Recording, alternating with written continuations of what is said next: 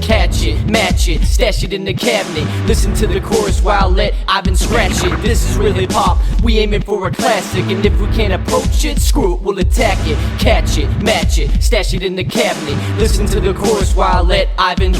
This is real hip hop, we aiming for a classic. And if we can't approach it, screw it, we'll attack it.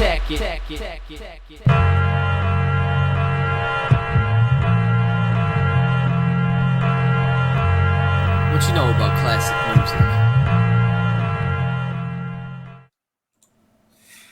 What's going on, everyone? Welcome to the Retro Wrestling Review Series. I'm here with James Hebert Hebert. And I'm Owen the Birdman Finch, and today we're making history. We're doing a TNA/GFW/Impact Wrestling Retro. We've never before on this channel done a Impact Retro of any kind. I'm really excited about it, considering the fact that, we always like talking about Impact Wrestling /TNA. I always want to talk about it more, but I just never have the time to do so. So it's exciting that we're doing a TNA one. And we talked about doing TNA/Impact Wrestling Retro for a while. Yeah. We were just trying to figure out which one we wanted to do. So originally, we threw out a bunch of them. Originally, it was going to be TNA No Surrender 2009, because that's the one James wanted to do. But the main event of this show is a rematch, is the rematch pretty much. I decided, I haven't seen the first triple threat match that they did. I wanted to watch the original so that way I could compare the two matches. Little did I know that we'd be doing Backlash 2004 the same time, and basically everything that I just said basically meant nothing. But whatever, it still happened, and I'm happy that we did it that way, because if there was ever going to be a TNA Retro for it to be the first, I'm happy that it's this one, because this probably, top to bottom, could potentially be the best pay-per-view of TNA/GFW/Impact Wrestling. It's the best. It's the best pay-per-view Impact's ever done. Without shadow of a doubt. I said this to you before we started. This show literally was the Forbidden Door before the Forbidden Door was cool. Mm-hmm. You know what I mean? They had Ring of Honor on the show, ECW guys were on the show, New Japan was on the show, AAA was on the show, World Wrestling Council was on the show. Fucking literally, just about anybody and everybody was coming through the doors of TNA, and you mix that in with Canadian wrestlers and the whole Canadian faction. Yeah. You mix that in with a guy who's in the event who from the Isle of Samoa. If you're tuning into TNA, you're literally thinking this is a world-class promotion from the off. I mean, meanwhile, too, not just that, but they're also just building their own homegrown guys with who main events this show and everything like that. So that's awesome, too. Agreed. Everything was on this show. Going through kind of what the state of wrestling was, TNA was really catching fire at this time. Obviously, TNA had started in 2002, but really 2005 to 2006 was peak TNA. They got their TV deal in late 2004, early 2005, and they were just really off to the races. They were going to do Bound for Glory, which was what's the advertise on the show, which was going to be the first Bound for Glory I think that they ever did. And I think this was would become their signature event, which is funny now because I think that's changed the Slammiversary now, but Yeah, I would say so. And then obviously, this is when Dixie Carter had been in for a bit. She found had basically bought the company. Became her and Panda Energy became the financial backers to TNA, which got a lot of these talents that you're seeing on the show. Pretty much, like this was what the show would be. Like this is the early start of what TNA was going to be. Meanwhile, on the other side, WWE, it was still doing relatively well, obviously, but obviously you could just tell that the fire kind of had been lost with the WWE. Its popularity had went. What gave that away? The fact that the one pay-per-view that actually broke record was from a different company that they bought and not even of their own shit. Yeah, pretty much. But a lot of people had turned on the top guys that they were building at the time. The shows weren't as exciting anymore. They basically just made SmackDown like super heat pretty much because they didn't really put much forth effort into SmackDown anymore. SmackDown was, I'd say that it's semi-correct, but like the main event scene they actually gave a fuck about, but then they started not giving a fuck about everything else. Yeah. Which is what kind of made it suffer.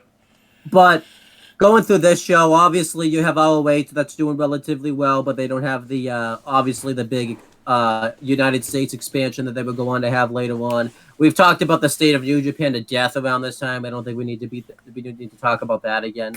So yeah. But yeah, TNA was really the company to watch at this time. They were really proven to be the alternative to professional wrestling. We talked about this off air too. We're watching this show with the perspective of watching NXT TakeOver, AEW, and all these other companies. What TNA was doing at the time was just really revolutionary to the wrestling business. Like the stuff that we saw on TNA, we didn't really see all that much anywhere else. Yeah, it was really revolutionary. It was not done anywhere else. It wasn't done in WWE. It wasn't done in any other wrestling company at that time. It was really like good shit that was happening. But yeah. It really just came down to what you were seeing you were not going to see again.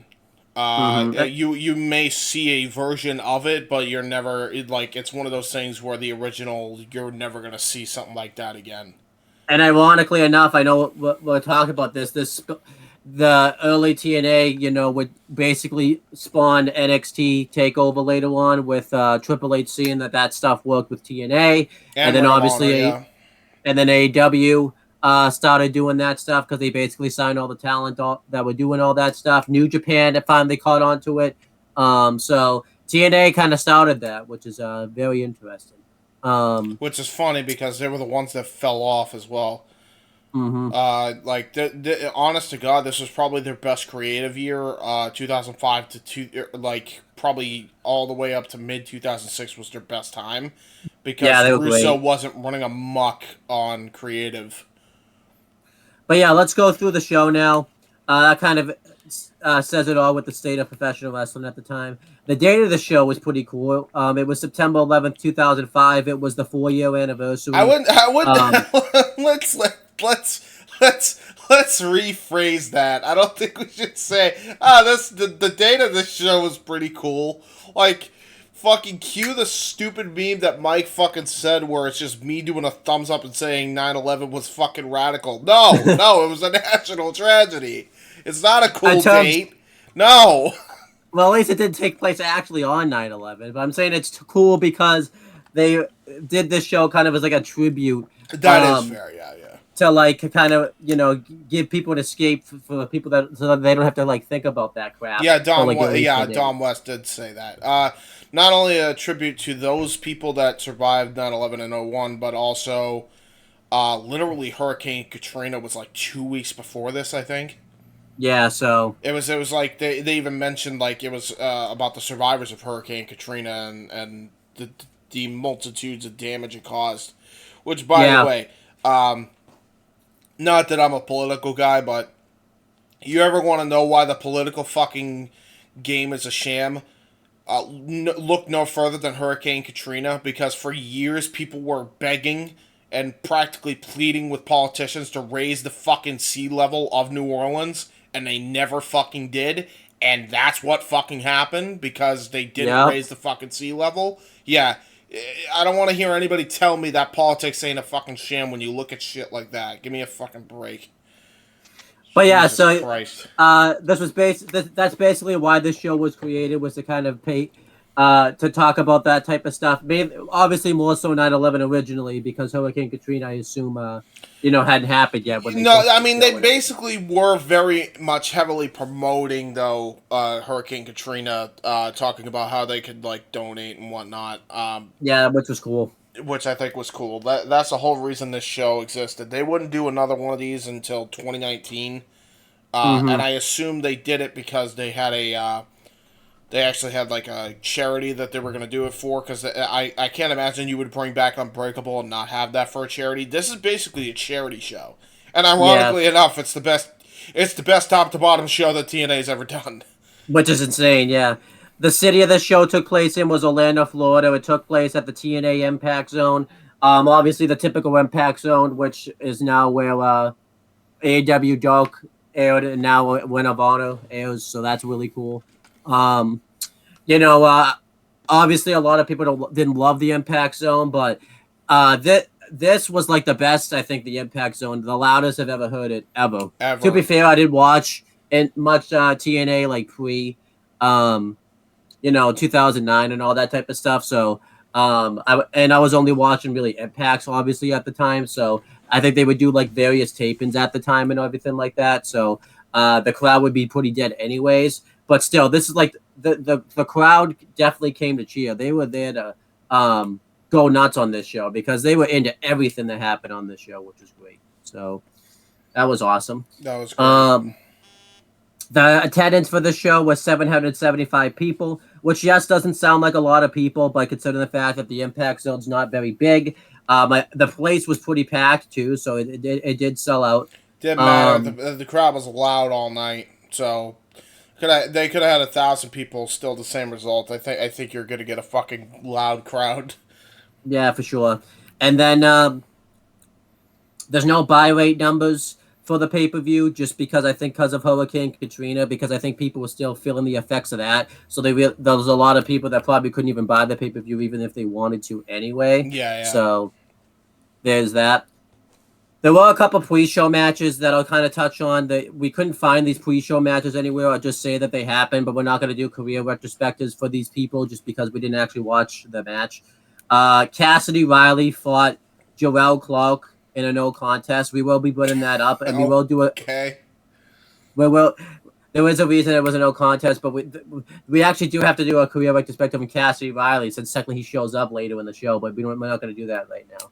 Okay. And then later, the match went like 1 minute and 56 seconds according to Wikipedia. And then Shark Boy defeated Mikey Botts, I think is how you say that. Of course. Again, nothing really to talk about because we couldn't watch the match, but the match, I guess, wasn't very long because it was only 3 minutes and 20 seconds. So there you go. You know that TNA won a fucking lawsuit for the Shark Boy name, and they used a lot of that money to try to bring Hogan and Bischoff in. Boy, did that not pay off. Yeah, so it's like they won the lawsuit, but then they won the lawsuit and then blew it on the worst fucking decision ever. So really, they didn't win the lawsuit if you think about it. No, not at all. They won the lawsuit and bankrupt their company right after. Pretty much. Fucking idiots. What you won the lawsuit? I don't want to spend too much time talking about that. I know. Oh, But yeah, going through the show, we had the actual show itself. We had the commentary team of Don West and Mike Tenay. They were really on point the whole show. They were fantastic on commentary. So good, man. This is probably the highlight. Everybody says that Don West sucked. Man, I don't know how much he sucked, man. Because, like, Tenay knew the moves, but, like, I don't know, man. Something about Don West knew how to tell the fucking story every time, man. And he was always tremendous at that. I feel like people always kind of crap on them. Because with TNA for a while, and they saw a lot of shit when they were doing commentary. Like, a lot of shit. Like, to the point where Don West was out of the freaking company by, like, 109, pretty much. Yeah. So, like, they drained out Don West to the point where, like, he basically stopped working in the industry for, like, a while after that. Yeah, he was like, dude, I can't keep up with this shit, man. Like, you guys are going like 100 miles an hour. I could Yeah. barely fucking catch my goddamn breath. Plus, the booking was just getting bad by that point, anyways, too. So it was like, you know. But as for like a career retrospective, we've done Mike Tenay before, so we don't need to do Mike Tenay again. Don West, he was behind the booth up until 2009, like I said, and then he left the company pretty He much. was a salesman. He was a salesman for the longest time, also for TNA. Kept being that salesman for TNA. He managed Amazing Red doing his heel gimmick, I believe, so that was cool. Which, by the way, yeah, great fucking heel gimmick is teaming up with like the best high flyer you have in the X division. Yeah, super heel.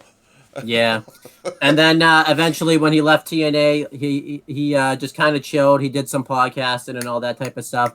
And then unfortunately, he had a health issue.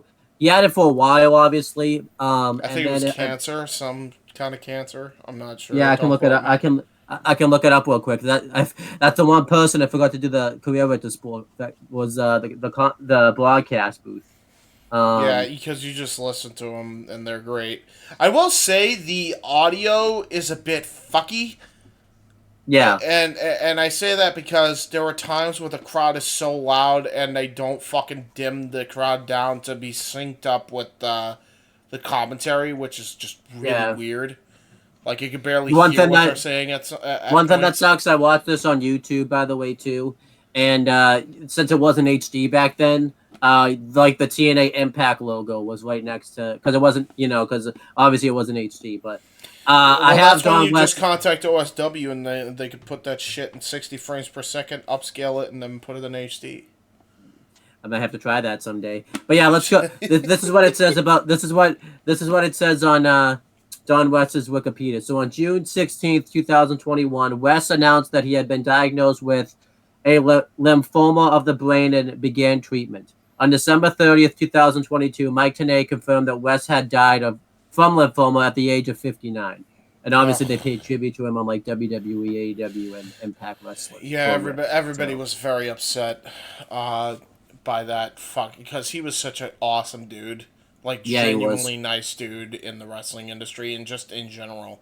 So it was a really hard blow. And then going through the other people that were on the show, we had the ring announcer, Jeremy Borash, really good ring announcer for the show. Yeah.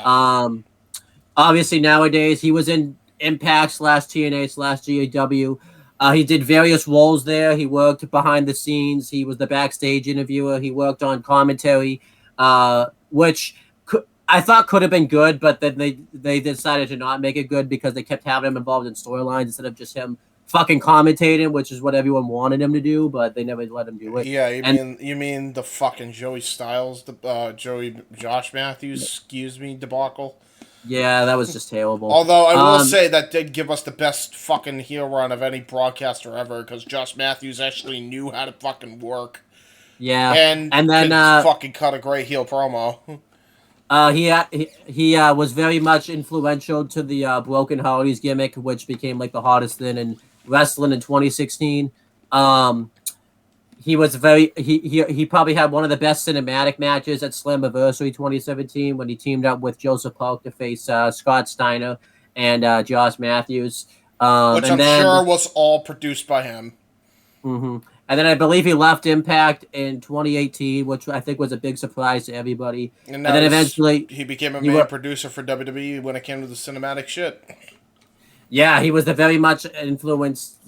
I believe he was like the main person that worked on the Boneyard match. It was like him and Triple H that worked on the Boneyard. Him and Triple H were like the duo, for a while. Every single cinematic match I think was done by him and Triple H.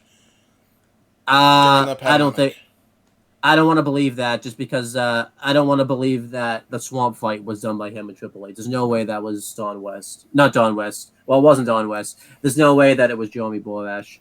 But okay, well, plus Vince McMahon got his grubby paws on it after the Boneyard match. I don't know, dude. It honestly, he probably was involved in it. It just Vince was the one who's like, "It's my show, damn it." Yeah. Jeremy Borash was also a backstage interviewer on the show as well. The referees for the show were Woody Charles, Mark Slick Johnson, and Andrew Thomas. quick retrospective on Rudy Charles because I didn't look up the referees because I forgot. He was with TNA up until 2009 full time, and then he left TNA, but then he reappeared during the Thanksgiving episode of on in 2011, and he's basically been working the Indies, and now he's a referee in the WWE. He actually was one of the referees that refereed the Cruiserweight Classics, and he refereed some of the Divas title matches, particularly in the 2010s.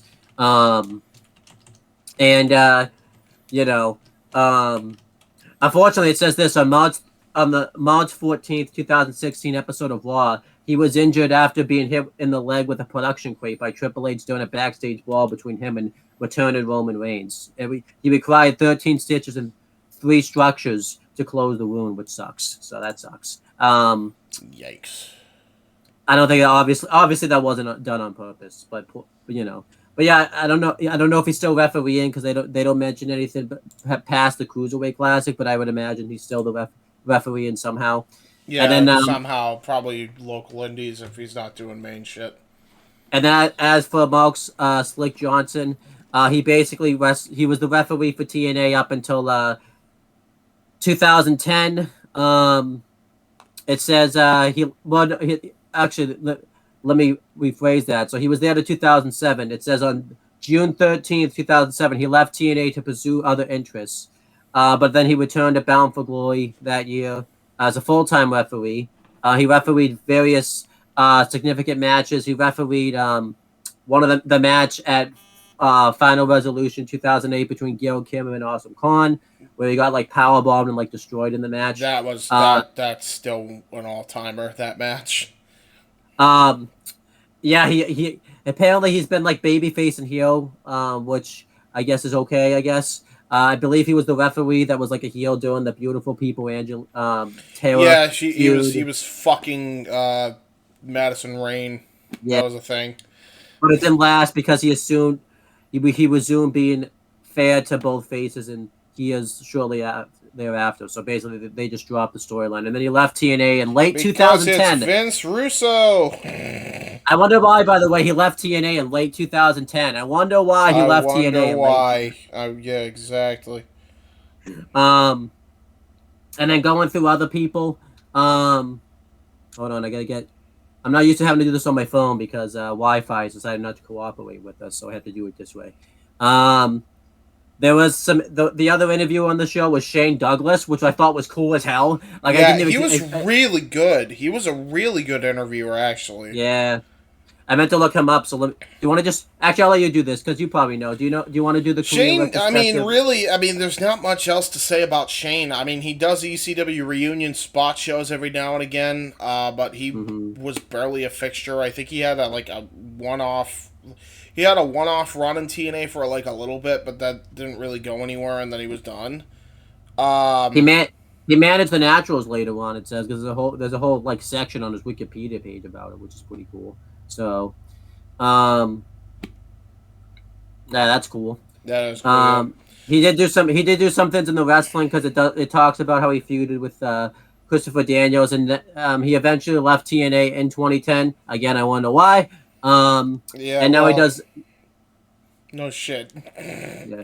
And then now he works the Indies pretty much, showing up on occasions. He did do some stuff with the NWA pre Billy Corgan stuff. So, and he's done, like you said, done DCW reunion shows and all that type of stuff. So that's everyone broadcasting wise and in a non-wrestling world that shows up on the show for the most part. So let's talk about the actual show itself. It shows this really cool intro video package where it's basically like as if they're hyping up the NFL, but they basically say this is not the NFL tonight. Football. This is TNA. This is like, TNA, bitch. It was awesome. I was like, oh, okay. And they I was loving this when they said that. I was loving it. Yeah, I know. I knew you were gonna mark out about that. I'm like, yeah. Owen's marking out somewhere about. But yeah, they were talking about how all this bad thing's gonna happen on this show. People are gonna be doing flips. They're gonna be going through tables. It's just gonna be. There's gonna be all these football terms that you can't do these things in football, but in wrestling it's illegal. Yeah, it was really. It was a really good. And somebody's gonna hit the pounce. Yeah, it was a really good intro video package for like TNA standards back then. That was really good. Yeah, I honestly, it's probably up there as like one of the most underrated fucking intro packages for any pay-per-view. I enjoyed this. Then they did they had Pyro, believe it or not, because a lot of people don't remember that TNA always had Pyro, including at one point where they set the fucking whole building on fire with the pyro, and then the crowd, which led the crowd in the unison chant of the roof is on fire, the roof is on fire. That's gonna have to be a retro someday. Yeah, it was pretty funny. I think it was during a pay-per-view too. It wasn't this show, obviously, but Yeah, we would have been talking about it.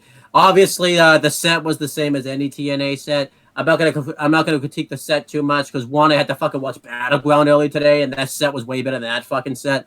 What the fuck was the Battleground 2013 set? It was like this.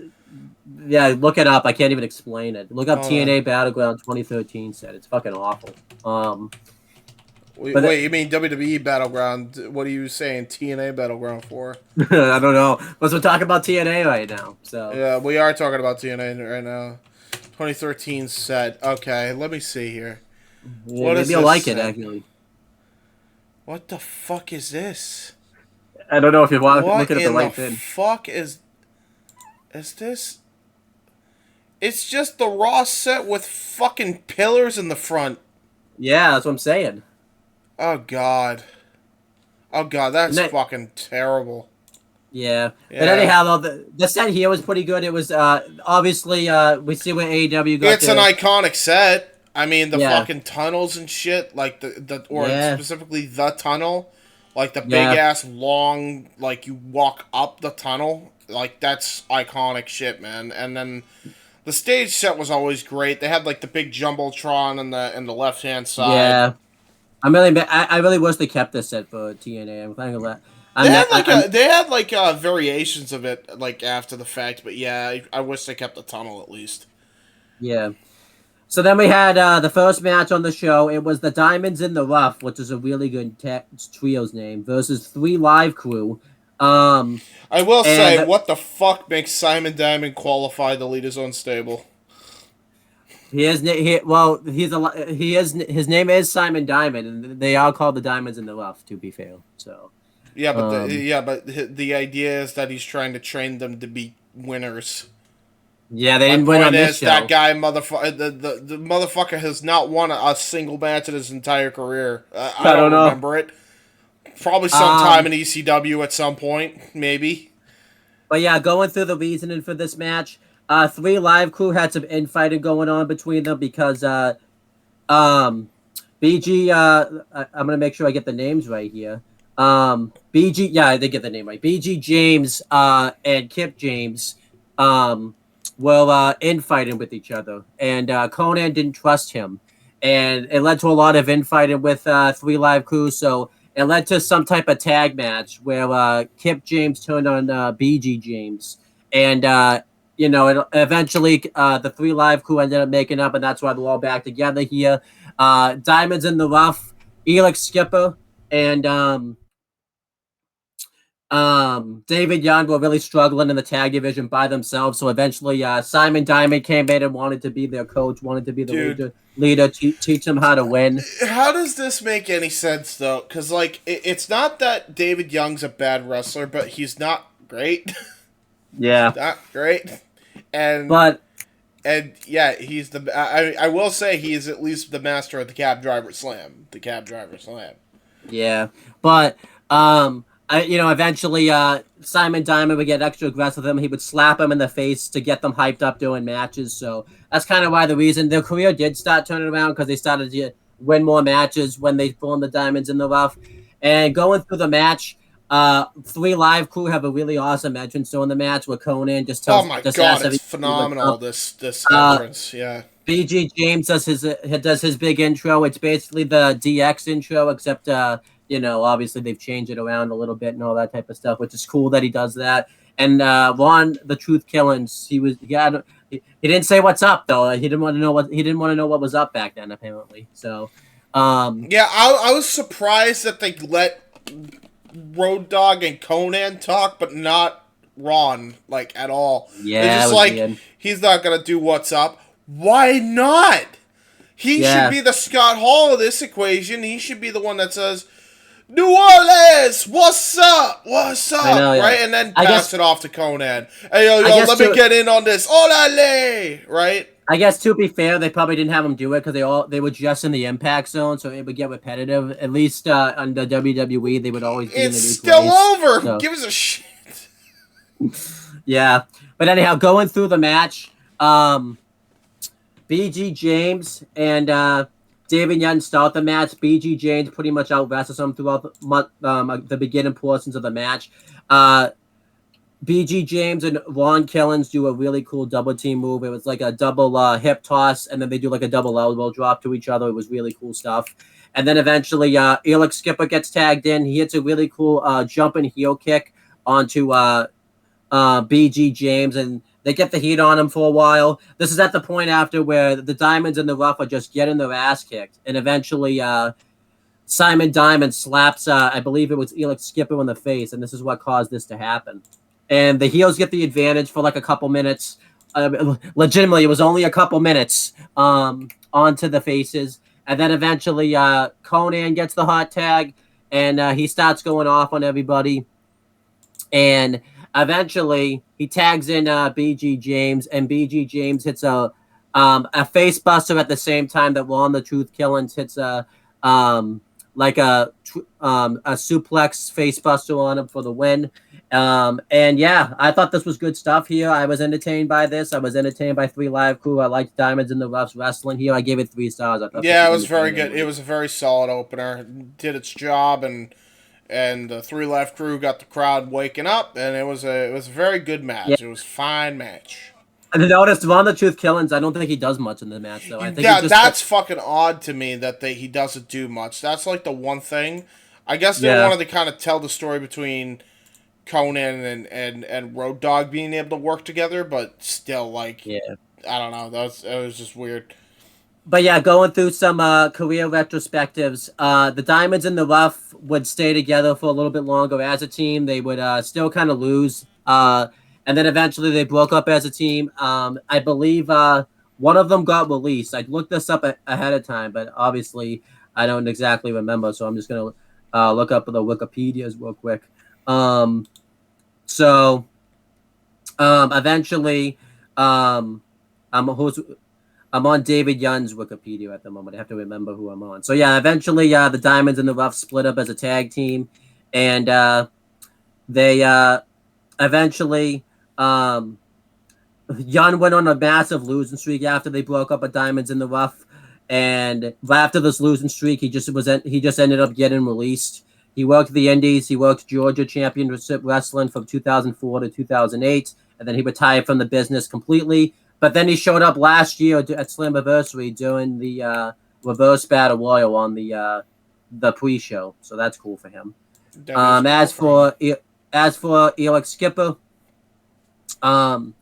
eventually I think he did somewhat better. He formed Triple X Reunion after Diamonds in the Rough basically flopped. I mean, let's call it what it is. I mean, he also asked for his release, but then I don't think they granted him his release. I think they just like sent him home type of thing.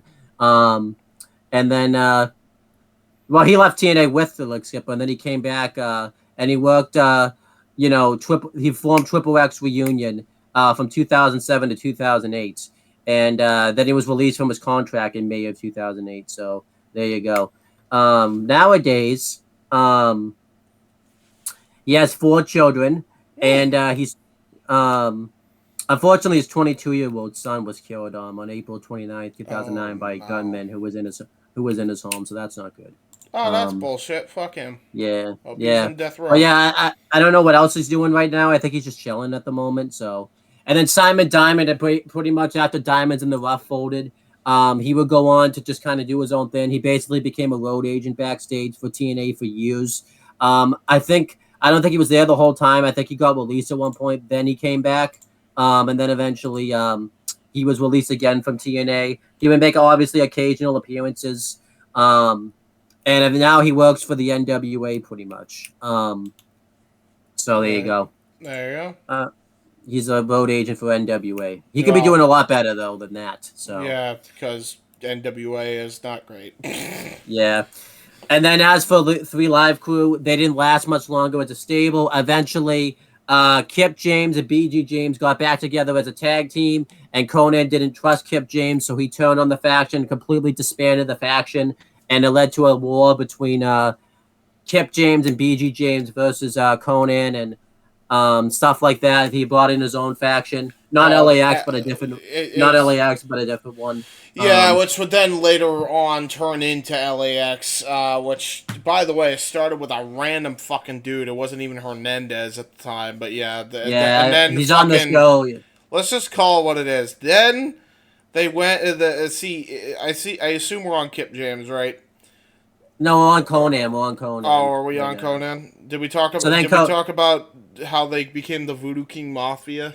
We'll talk about that in a second. Okay. But yeah, first Conan, he went on to wrestle in AAA for a little bit, but then he got he had to have a kidney he had to have one of his kidneys removed, so he couldn't really wrestle anymore. Right. That was the reason, because he needed he got it removed so he could save somebody, and that's why he stopped wrestling. He retired. And then he worked managing LAX mainly in TNA, and then he also runs AAA on the side. And he was released from TNA, I think it was like in 2009. And then he just did AAA for a while. He came back in 2017 and managed the newer version of LAX, which was not as good as the old version. We did get Santana and Ortiz out of it, but maybe just the version I didn't like. That was when they were like feuding with Alberto El Patron and all that type of stuff, and it was just really stupid. Which is so weird that he wasn't a part of it too. I don't know. Then again, it's not like anything was gonna happen. He was gonna get fired anyways. So, yeah, he was gonna he was gonna no-show events, so it didn't really matter. And then eventually, after his run with Impact ended, when the new LAX's time in the company ended, and then he just basically runs AAA. He's shown up on AEW a couple of times, and then he pretty much he just showed up back up again in WWE recently, inducting Rey Mysterio into the Hall of Fame. So that's really cool for Conan. Now, we have done technically a career retrospective before on BG James and Ron the Truth Killings, but I know you want to kind of do one on BG James. I just want to do one because I want to just talk about how they decided to go from BG and Kip James to they wanted to be known as VKM, which is obviously an acronym for Vincent Kennedy McMahon, but they wanted to be known as the Voodoo King Mafia. Yeah, it was where they were basically just bargain bin DX who are super on drugs, and talked about how he was going to have Triple H meet him at the Alamo. You're in fucking Florida, you absolute druggie. Like, what do you mean in the Alamo? Alamo where? Like, fucking hell. And then just to get it even more drugged up, they brought in a voodoo doll or voodoo person in Roxy Laveau, who then was the only surviving member of that fucking group because the other two would get released. Kip James lasted like a little bit longer as like part of the beautiful people, and he was basically the meat to the beautiful people, and then he was gone. Yeah, what a nice run of for TNA and for the Voodoo King Mafia. Yeah, it's not good. It's great. I don't know what you mean, man. It's all timer run like Spanish Announce Project. Wishes they had that run. Fucking hell. Maybe they will get that one. So. Maybe. But I mean, they are the Spanish Announce Project. Spanish Announce Project versus Voodoo King Mafia. Battle of the acronyms. Let's go. Can BG James even still go anymore? I don't even know. Like, who the fuck knows? Probably. Yeah, Billy Gunn can. Billy Gunn can fucking still go. Yeah, that's true. All right, so then it showed footage from the pre-show. I feel like we have to talk about it because it's kind of significant to the pay-per-view. So it showed that Monty Brown completely interrupted the match between Cassidy Riley or whatever his name was and the other guy. Yeah, it was Cassidy Riley and Joel Clark. He completely took out Cassidy Riley with a pounce. Pounced the both of them, yeah. Monty Brown basically gets on the mic and said that he's challenging the winner of the NWA World Championship match between Raven and Rhino. And Jeff Jarrett. Jeff Jarrett got big mad because he's like, "How dare you? How dare you take my spot? You knew I was coming out here, you bitch, and I have a guitar, and how dare you? I will smash this over your head." And then Monty Brown said, He tries to tell him get out of his ring, and he said, you're in my Serengeti. And I'm like, yeah, Monty Brown. Yeah, cool. It was good. And then Jeff Hardy came out. He was probably fucking stoned, and then he attacked the both of them. No, you're missing Kip James. He tried to keep the peace. Kip James was trying to keep the peace. Kip James trying to keep the peace, you know? And keep the peace, keep the peace. I don't know. But I liked this segment here. I thought it was good. It was pretty good. I wish I could have seen it in real time, obviously, like while it was going on, type of thing. So you know, I like it because it sets up future challenges for Raven. Like he has to face all these challenges, or Rhino even too. So I like it. Yeah. Makes the NWA World Championship feel important. So we won't do career retrospective since they all show up later on in the show, anyways. So then. We had a match I did not expect to see on this show. It was Austin Aries versus Roderick Strong. Bro, what a fucking clinic these two put on here. Do you want to? Should I let you take this? No, because you're better at breaking down spots than me, dude. Yeah. But, bro, honest to God, this was not a match I was expecting. They did this as a Ring of Honor showcase match. This is back when Ring of Honor and TNA were still on good terms. Mm-hmm. Holy shit that they come to show out. Yeah, they took this time, made the most of it, and they both looked strong afterwards. Puns, because Roderick's strong. Hey. Yeah. But yeah, this is really good stuff. Obviously, Austin Aries was over at the time because he was like the most voted wrestler that was like voted to come back to do another showcase match. He just took the X Division champion like to the limit like right before this match happened too, so it was really cool. And it was cool because they were actually talking about the history like outside the company. They mentioned that they were like a tag team in ROH and all these things. Like it was great. I didn't think they would talk about that. And they got ROH chants and they acknowledged that they were chanting ROH. Yeah, it was great. It was great. And yeah, it's just really Roderick Strong actually doesn't look like he's aged a day when we see him nowadays. I guess now so because he shaved his head now, but like if you look at Roderick Strong pre-shaved head versus the Roderick Strong here, like he didn't look different. Now, can you correct me if I'm wrong? Is this right after like Roderick Strong had like a bond, but not like a bomb, but like he like took Kurt Angle like to the limit, like on SmackDown? Like didn't he take Kurt Angle? Was this after this? I remember this was like around the same time. I think around that time, yeah. I think that pretty much was around that time, yeah.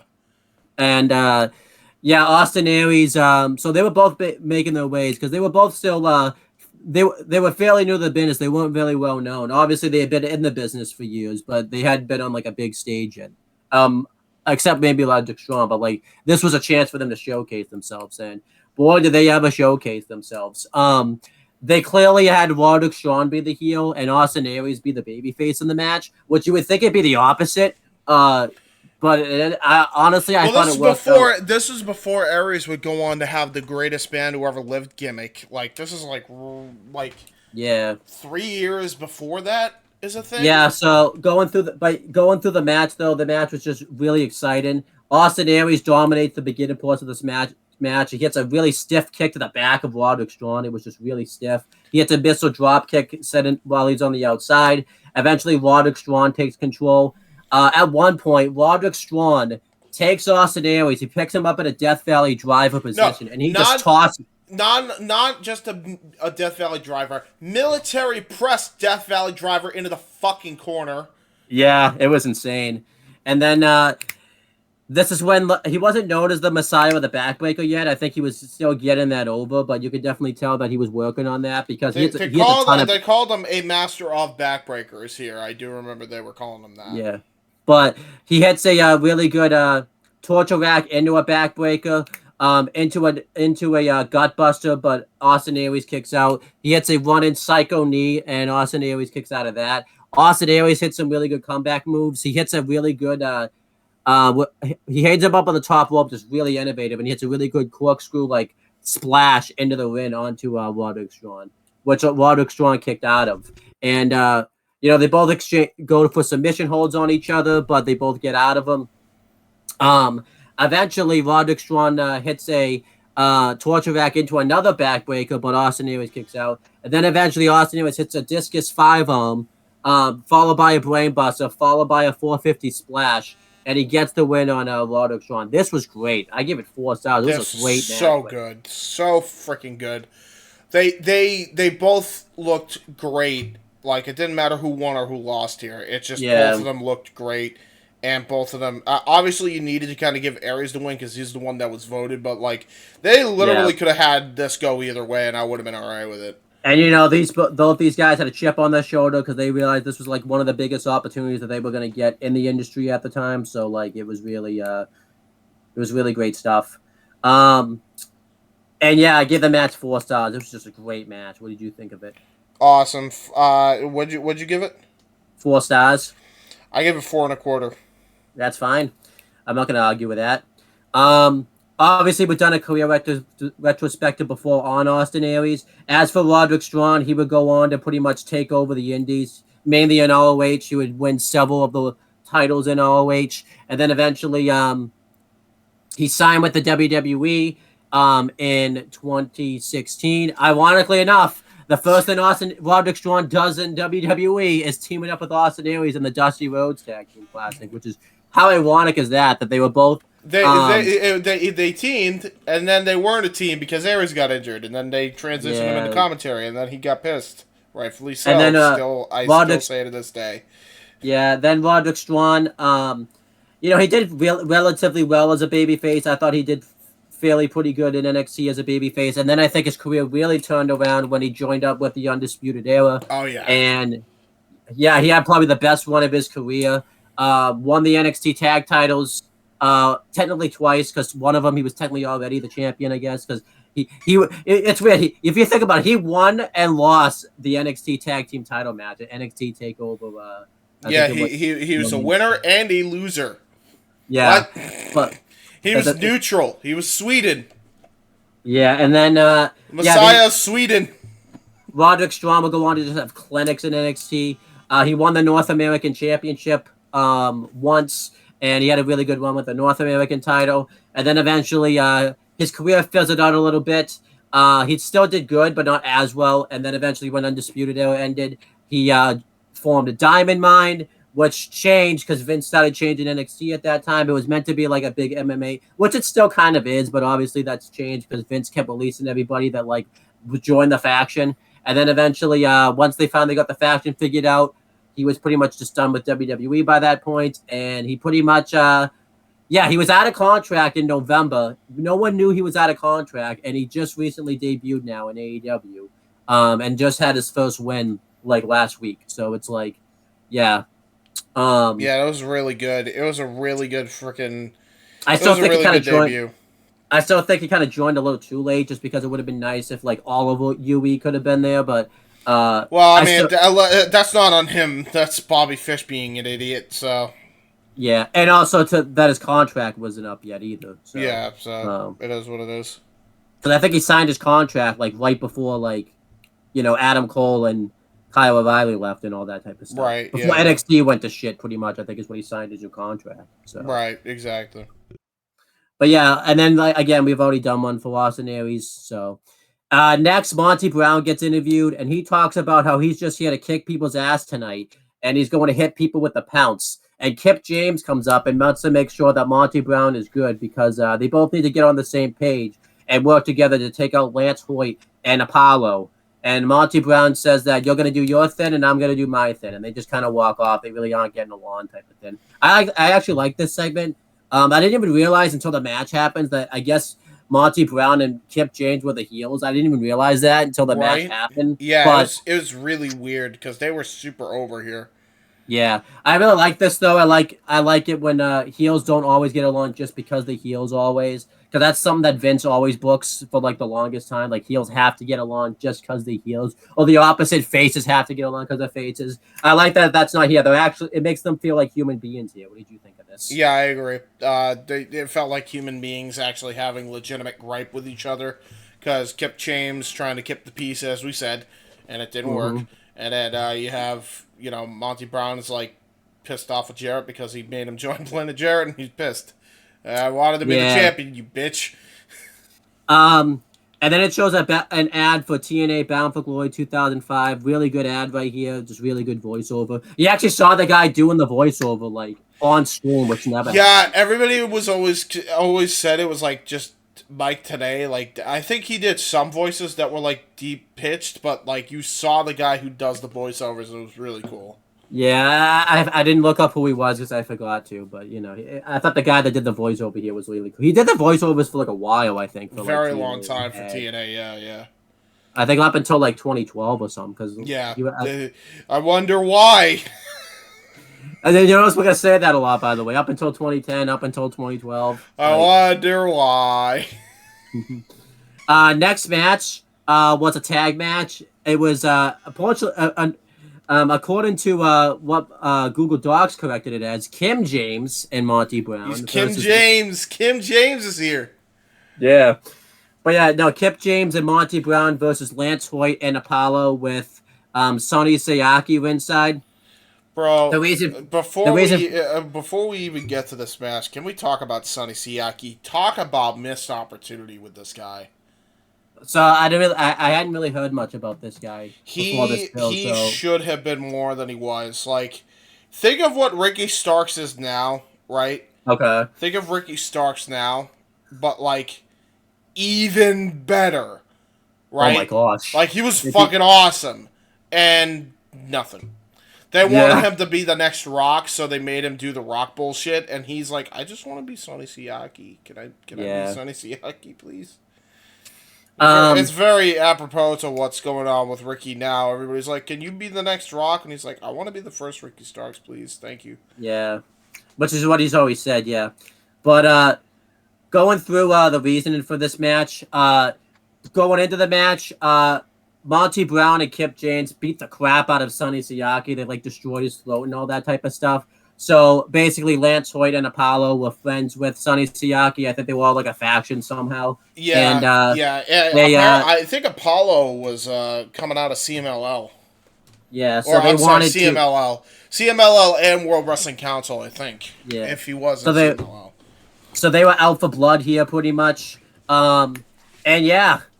Believe it or not, this was Lance Ultra years ago. I know I guess it's more believable that this is Lance Ultra years ago because if you see what the hell happened when he went to WWE, like what the hell happened to him? Like he looked like such a geek in WWE. Like here he looks like a star. Like he looks like a star here. I'd say he looked like an even bigger star when he went to New Japan and then later AEW.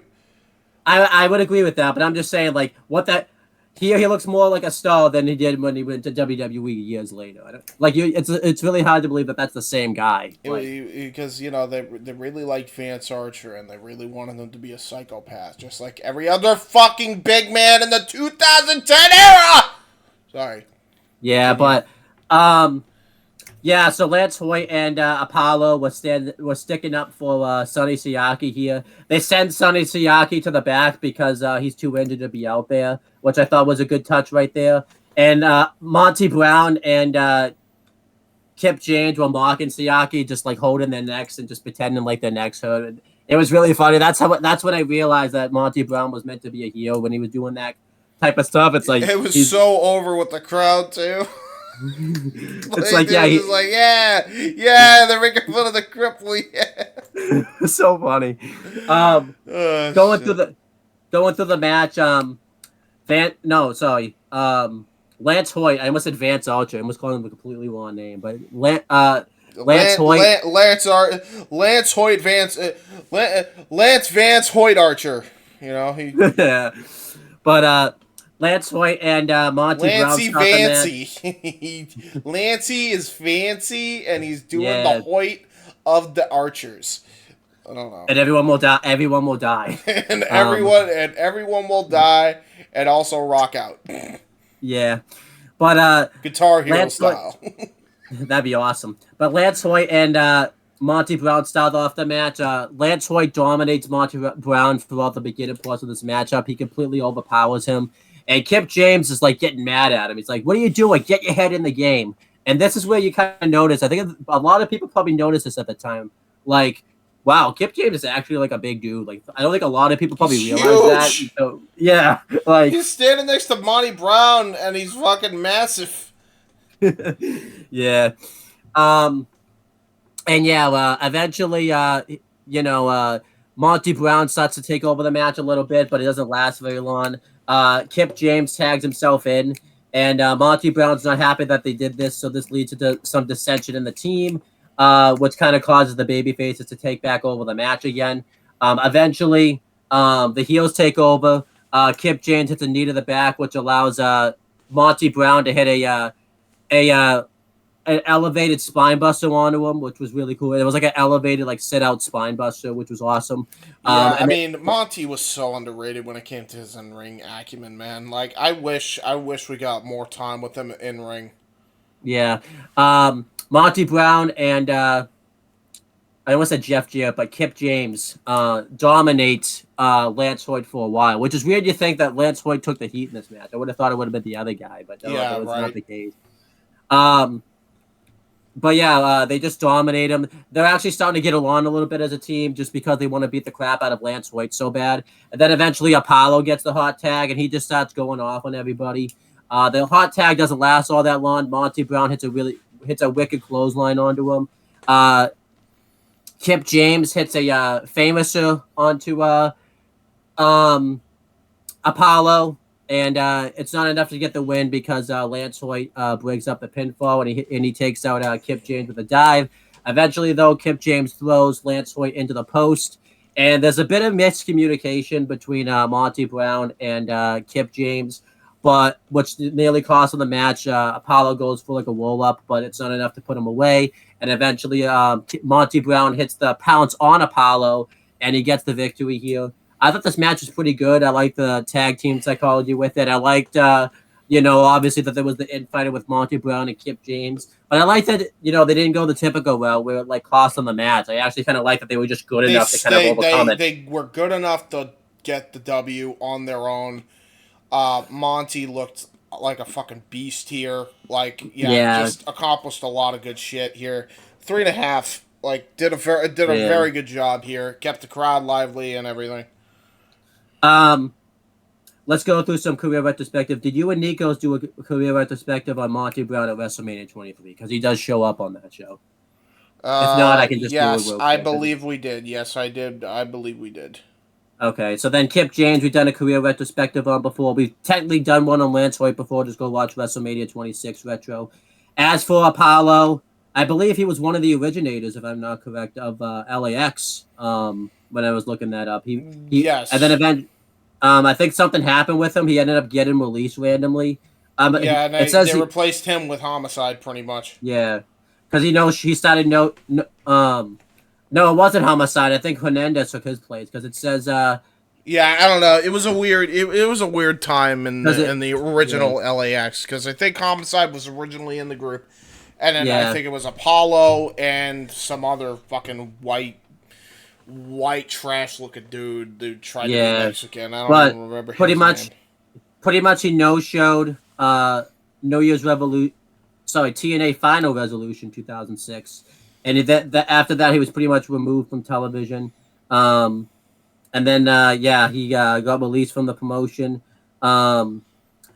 He did show up at like a house show event in Puerto Rico just because he was already kind of working Puerto Rico after TNA anyways in the independents. So that's why, he was there. He showed up in World Wrestling Council. He showed up at he in WWE in 2007 in the FCW brand, but he got released in 2008.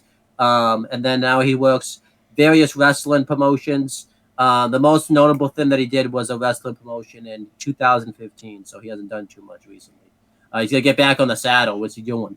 Probably fucking retires. Well, what do you mean get back on the saddle? He's probably too old to hit that damn saddle anymore. And then, do you want to do, since you kind of know Sonny Siaki more than I do you want to do the career retrospective on Sonny Siaki? Sonny Siaki is very similar to Monty Brown, and I think he went because he had a family emergency and or He went and donated his kidney to somebody in need, I believe similar to what Conan did, so he ended up stopping wrestling, but Yeah. I'm not sure which is which. I'm pretty sure it's the first one, though. Don't quote me. Well, guess what? I can look it up and There you go, and see. then you can tell me how wrong I am on both. Um, I'm actually, probably super wrong. you're not wrong on any of them, actually. Oh So, wow, was that all of it? he also did he did do some stuff with the WWE too. He worked in the developmental brand and the Deep South Wrestling developmental brand. Well, there you go. Shit. There you go. I guess I was right, folks. We should mark this down because that doesn't happen very often. No, so. I usually get shit wicked wrong every time because I Yeah. don't look up my shit. Next, Team Canada gets interviewed. They're getting interviewed by because it wasn't Joey Borash, it was Tracy Brooks was actually interviewing them here. Yeah, Tracy Brooks. Yep. Obviously, Tracy Brooks will do a career retrospective on after we cover this segment. They interview Team Canada, talk about their matches coming up, and they tell A1 and Eric Young pretty much that they have to win the tag titles tonight. And Bobby Roode tells them. Bobby Roode tells A1 that the free ride in Team Canada is over. He has to start proving results. And Eric Young and A1. Boy, was he ever right. Bobby Roode and A1 were hilarious here, though, because Eric Young and A1 were hilarious here because they were worried that the referee was gonna basically screw them over because they're Canadian, which was really hilarious. I love that. Yeah, he's starting that. He's slowly transitioning into scaredy cat Eric Young. Like you could tell, paranoid Eric Young. And then, Petey Williams talks about how he's going to defeat Chris Sabin in his match tonight and says that he's going to hit him with the Canadian Destroyer and basically prove that he's better than Chris Sabin. And then Bobby Roode says that he's going to defeat Jeff Hardy tonight and mark his name in the wrestling industry forever. Which does happen, but it didn't mark his name in wrestling industry forever, unfortunately. No. Really good promos here, though. You could just see that Bobby Roode had it right away. Bobby Roode, I think, easily was the standard. Yeah, Bobby Roode was the star of this entire group. It was really good stuff. Yeah. What did you think of this segment right here? Loved it. I think it got over exactly what it needed to get over, and a lot of people are gonna say you should. Why are you giving these guys mic time when the show's already happening? What sense does that make? But I'm looking at it from a perspective of you're gonna put the guys that can talk on TV, so it's good to give the mic time to the pay-per-view guys or to the guys that haven't gotten comfortable on the stick yet and give them a chance to shine on pay-per-view. That's where it actually works. Is when you need a buffer between a match, so you put an in-ring promo or whatever, as opposed to what you usually do. That's when it fucking works. Give a guy who doesn't get on TV or cuts a promo often. That's what you use that for. Yeah. Next match was Petey Williams versus Chris Sabin. What a tweet this was. This was awesome. Fucking. So this match. The funny thing is, this match, as they talked about, this match was not meant to be Chris Sabin versus Petey Williams. I think he was meant to fight some luchador. He was meant to fight Psychosis, but he ended up having prior commitments in AAA, so they booked this match to fucking get a flight over there. So I think it was last minute too. He got booked for the AAA show too. He even said that too. Because there was an injury. There was an injury to one of the other guys they had. Yeah, but there was still enough of a reason here. They were both trained by Scott D'Amore, so that's why this match was happening here. They obviously wanted to consistently one up with each other. So that's just why it did kind of make sense to do a promo on the pay-per-view, considering the fact that they couldn't even build up this match on TV because of how last minute it was. I guess the only real critique is they probably should have given Chris Sabin time to cut a promo on this show, so that way he could have really built up the match really well. But it didn't really happen that way. He's a really underrated talker. That's a very good point. Yeah. Then again, maybe he wasn't good back then because Alex Shelley, we'll talk about him later. He doesn't cut the best promo on this show. So He does not. He's fucking. Oh God, he's abysmal. I love you, Alex Shelley. Trust me, I do. But oh my God, he was abysmal. We'll get to that. I'm gonna let you cover him when we get there, dude. I don't even remember what he said that was that abysmal. I just remember he was like in one tone the whole time. It could have been an AI chatbot. Holy shit. But anyhow, at first I thought Abyss was coming out because Petey Williams came out to Abyss's theme song. Yeah, and then he fucking goes and he's like, the fuck? I'm a Canadian. I'm not a fucking monster from the U.S. Thanks. I feel like that was a botch. He was meant to come out to the team because everybody else comes out to the Team Canada theme, but he comes out to the Abyss theme. And then they stop the music, and then they just have some random ass generic music play in its place, and he's like, "The fuck is going on? What kind of shit show you running here, TNA?" Yeah. Oh my God. What a match, though! What a match this dude! Was. This is so good. This is so good. They both start going back and forth. Where this is like one of those occasions where typically I say the babyface gets the advantage on the heel. This was kind of like they were both trying to one up each other. No one really got the advantage on each other, like the beginning portions of the matchup, really, which was like really good. And then eventually Petey Williams. By the way, how weird was it? I know you've seen it before, but Petey Williams with hair, I've never seen that before. He looked weird, like. Hair, yeah. Yeah, he had a ponytail, brother.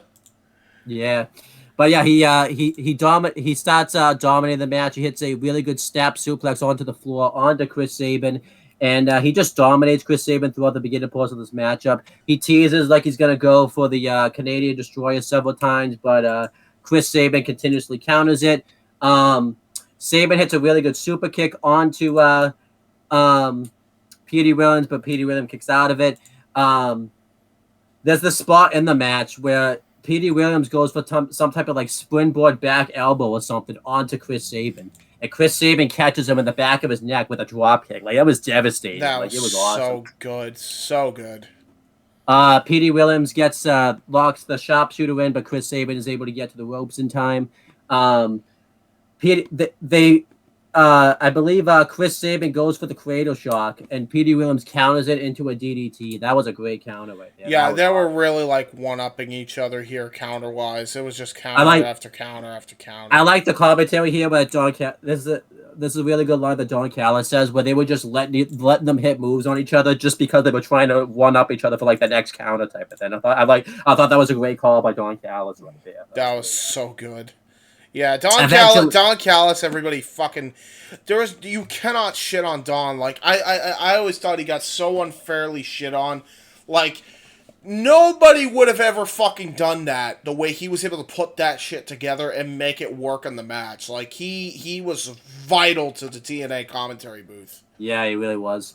Eventually, Chris Sabin tries to go for the cradle shock. And he's driving Petey Williams into the corner like 3 times, and he's unable to hit the cradle shock, and he thumbs Sabin in the eyes, and Sabin can't see, and he goes for the Canadian Destroyer, but Sabin counters it into a roll-up, and he kicks out, and then Sabin's about to hit the cradle shock onto the referee, but because he feels the referee's t-shirt, he's able to realize that it's the referee and not fucking Williams. And then eventually Williams goes for the Canadian Destroyer. Sabin counters that into the cradle shock, and he gets the victory. Beautiful fucking counter too into the cradle shock. Like, that was such a great finish. Yeah, I like this match a lot. I give it 4 stars. This is a great match right here. Yeah. You could make the argument maybe Petey should have gone over here, but I feel like they were kind of throwing Sabin a bone since he was probably supposed to go over anyways on this show when he would face Psychosis. So they were like, okay, we'll just throw you a bone. Plus, they make up for it anyways because Team Canada wins big later in the show. But yeah, what did you think of this overall? I think it was great. Phenomenal. Great show. Great showing between these guys. And then, yeah, it just continues to get great. We had the next match. It was Abyss with Father James Mitchell. Oh, wait, we didn't do career retrospectives. I'll do that real quick. So, Petey Williams, you want to say Petey Williams since he shows up again later in the show? No, we'll just do him here. Fuck it. So after this, Team Canada eventually, obviously, had a really good run. Eventually, they disbanded completely in '05. They had like some type of like multi-person match where they lost, and if they lost, they had to disband, and it led to um, some infighting with the former Team Canada. Petey Williams eventually did his thing in the X Division. He won the X Division title a couple of times. He became Little Pumpa Pump or whatever that was, where he was the Scott Steiner. little PD Pump, baby. Yeah, Let's which was go. awesome. Because without that, we don't get the Steiner math promo. So We do not get the Cynomath promo. That is true. And then he did his stint in the X Division for a while. He had some really good stuff in the X Division. He won the belt a couple of times. He contended for it a couple of times. Eventually, he was released from the company, I believe, in 2010. Wonder why? I wonder why.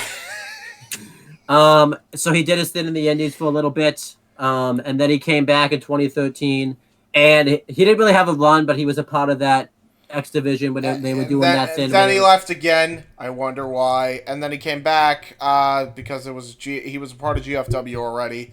And then he left again because I wonder why. And then he was back again from like, I think he was back in like 2019 up until like 2021, just putting on some really good X Division matches and stuff. Yes, very good X Division matches, and now he's a producer for the WWE.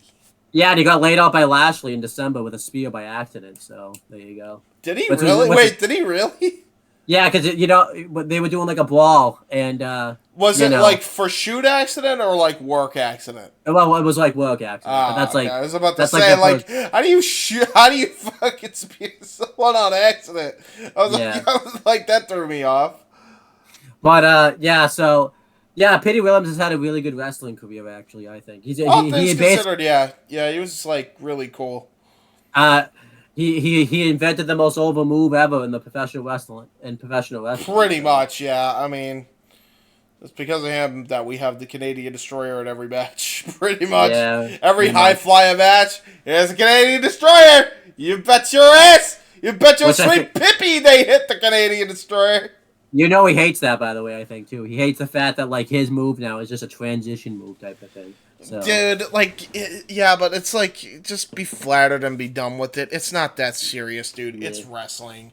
Like, I hate fucking, like, oh, super kick used to be something. Oh, the DDT used to be something. Oh, the Canadian Destroyer used to be something.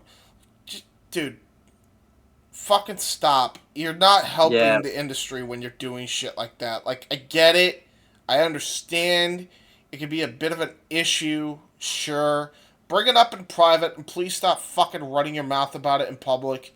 Lord knows there's enough of that bullshit going on in the IWC. Just shut up. Just shut up. Hold up. Shut up. Shut up real quick. Hold on. Shut the fuck up. All right, cool. As for the career retrospective for Chris Sabin, Chris Sabin will go on to kill it in the X Division. He won the belt a couple of times. Sanjay Dutt, and Alex Shelley, before they even formed Motor City Machine Guns properly in TNA, won like the Super X Cup, like the trios version of it in 2006. And then eventually in 2007, Motor City Machine Guns was officially formed. And, they were a really influential tag team in the 2007s and the 2010s. By the way, you're not going to believe this, James. You realize they've only been tag team champions in Impact 3 times, and 2 of the times were fairly recent. Can you believe that? I still think that's a fucking crying shame, by the way. But I think they're 5-time tag team champions overall, if you count their Ring of Honor and New Japan Strong Championship wins. I wasn't gonna. I'm just saying in Impact, I thought they were. Yeah, but it's like, dude, they're only 5-time tag teams champions. That's fucking criminal. Yeah, and then eventually, Motor City Machine Guns don't happen. You don't get the Young Bucks. Yeah, like that's the thing that fucking, like, well, at least you don't get the Young Bucks that we currently have now. I mean, you would have still gotten a Young Bucks, but you wouldn't have gotten like improved Young Bucks if they didn't fight Motor City. Yeah, for sure. Like that's crazy to me that they didn't have more title runs than just. Yeah. How do you only have 5? What the fuck? I know. But yeah, going through it. Well, let's talk, because this is how they only have. I'm going to continue the career retrospective. So Oh yeah, eventually because Alex Shelley is cursed. Yeah, thanks. Yeah, but Alex Shelley eventually got injured. I think he got injured in Again. 2000 and well, I'm saying I'm not saying I'm saying back then, not now, but he got injured. I Well, believe this in is Chris 2011. Sabin. This is Chris Sabin you're talking about. Yeah, but Alex Shelley got injured, which caused Saban. No, yeah, wait, Saban got injured first. You are correct. Yes. Yeah, Sabin He got injured first, and then Shelley got injured later, and then Sabin got injured again, and then Sabin came back, and then got injured again in the Triple Threat X Division match, which could have been prevented. No, I remember how it happened. It's Saban got injured first. He tore his ACL, and then he came back. But I think both members of Motor City Machine Guns came back, and then they just randomly stopped teaming up. And I think Shelley got injured, and then Saban got injured again. And then when Saban came back, Shelley was out of the company. And then Saban I wonder why, because you know what time period that was. Then Saban won the X Division belt. He cashed in Option C, and he won the TNA World Title. He had a pretty bad run with the belt, to be honest. I hate to say it, but it's true. It's accurate. And then he randomly turned. One of the worst Dale Oliver music pieces ever, by the way, was Saban's theme that back then. It's just this really grungy, fucking not even mixed well guitar that just kept repeating "Hail Saban" over and over again. Yeah, and then eventually Saban, he randomly turned heel for no reason. He was like dating Velvet Sky on screen, which was really weird. I think they were dating in real life, but it was just weird. And then he won the X Division title a couple more times. He fucked off the company. You can't say I wonder why, because Hogan was out of the company by the time he was gone. So no, even if Hogan was out of the company, anything after Hogan, I wonder why. Okay. No, and then it has a credence to it, because it did not get any better after they left. It only got worse. But then Saban reformed his tag team with Motor City Machine Guns. I believe they have like a IWGP like junior heavyweight tag title match. Maybe it wasn't right afterwards. I think it was later on, but I remember they had like a killer IWGP like junior heavyweight tag title match with the Young Bucks at like New Japan. I don't think it was on New Japan. I think it was at ROH, but it was for the New Japan ones. Yeah, probably. Saban will go on to form that faction. I forget the name of the faction with Jay White and Jonathan Gresham and Leo Rush, which was like a really good faction. Obviously, Search and Destroy. And then he made his way back to Impact. Both him and Chris Saban, both Saban and Alex Shelley made their way back. They came back in 2020, and then Saban couldn't. This convinced me Shelley is the one who's cursed the most out of the two, because at least Saban had legit things that happened to him. Dude, Shelley had bullshit after bullshit fucking over. Like, dude, he got released for no reason in 2010. He comes back, and then he fucking can't fucking. He has a working visa issue or whatever the fuck. And then he has a fucking. Then he comes in back in 2020. And then his pharmaceutical company that he's working for at the time said, no, you're fucking not until COVID's over. Yeah. And so they had to fucking change plans where Saban and Storm were a team. Do you remember, by the way, too? I mean, the match was still great. Imagine, we were meant to get Kenny Omega and the Good Brothers versus the Motor City Machine Guns and Rich Swann. That would have been a bond boner. That would have ruled. Dude. Like, I was so pissed. And not that it was a bad match or anything with the person they replaced it with. But the fuck, dude? Yeah. Why? Like, that's... And then, oh, man. And then eventually Saban teamed up with James Storm. He won the... He didn't really win many championships, but he did contend for a lot of high titles for the X Division title and things like that. Then eventually... Alex Shelley was just, if you think about it too, he was just randomly brought back out of nowhere too, type of thing. Because he finally got out of that fight. He finally just said fuck it and left that job. Yeah, they weren't letting him out because they were fucking paranoid, I guess. Yeah, and then they came back as Motor City Machine Guns, and now they're having a hell of a run. They just recently were the Impact and New Japan Strong Tag Champs at the same time. They're still New Japan Strong Tag Champs, but they just recently lost. Well, I say recently, a couple months ago, they lost the Impact World Tag Team titles, to Ace Austin and Chris Bay. Yeah, it's awesome. Now going through the next match, it's Abyss with Father James Mitchell versus Sabu. This was awesome. I'm gonna just say this right now. It's already 5. It's 5, absolute 5. Like this match was ridiculous. Like it had no right being as good as it was, and it was fucking killer match. Like this match ruled. Early Abyss ruled. Yes. Abyss was just the reason for this match is Abyss was just wrecking ref shot across the whole roster. He was getting upset that he wasn't getting the legitimate NWA World Championship match that he felt like he was owed. So pretty much, Father James Mitchell just released Abyss into. I almost said into the wild, but essentially that's what happened here. He basically sends Abyss and he just lets him run roughshod across the roster. And who stood up to him? None other than Sabu, the homicidal, death-defying, whatever's high-flying Sabu. Homicidal, suicidal, genocidal, death-defying. That's Sabu. the one. There you go. And he beat up Abyss, and he basically challenged Abyss to basically challenge Sabu to a match, and obviously Sabu, because he's crazy, accepted the match. Really good story here, very easy to follow. The match starts. Father James Mitchell wants to make the match no disqualifications because he wants to let Abyss just run wild. I loved Abyss's entrance here.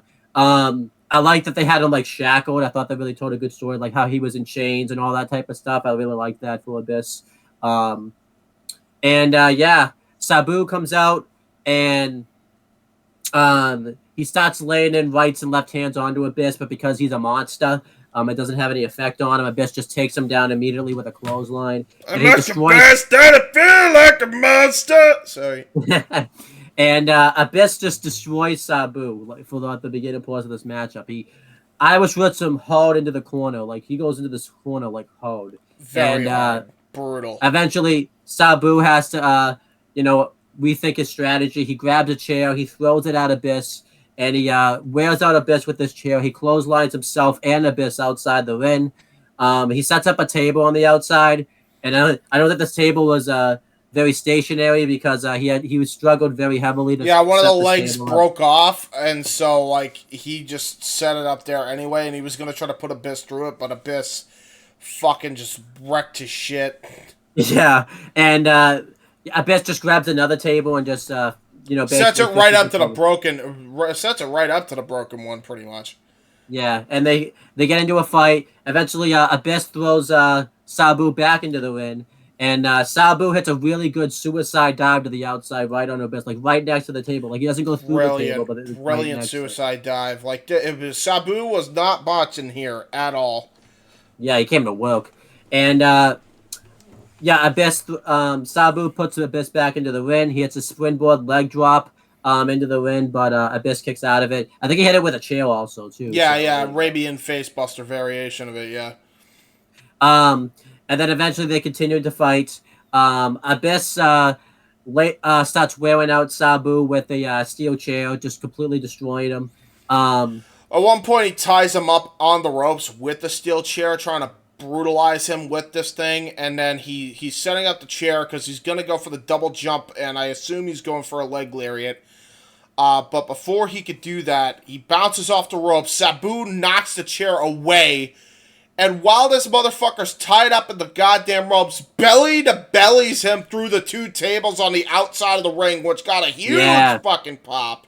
Massive pop. It was insane. And then Abyss hits the Sabu hits the Arabian facebuster onto Abyss, sends it completely through the table. This looked like it hurt Sabu worse than Abyss, but so it allowed. So when he goes for the cover, Father James Mitchell puts Abyss's foot on the rope, and the ref calls for a rope break.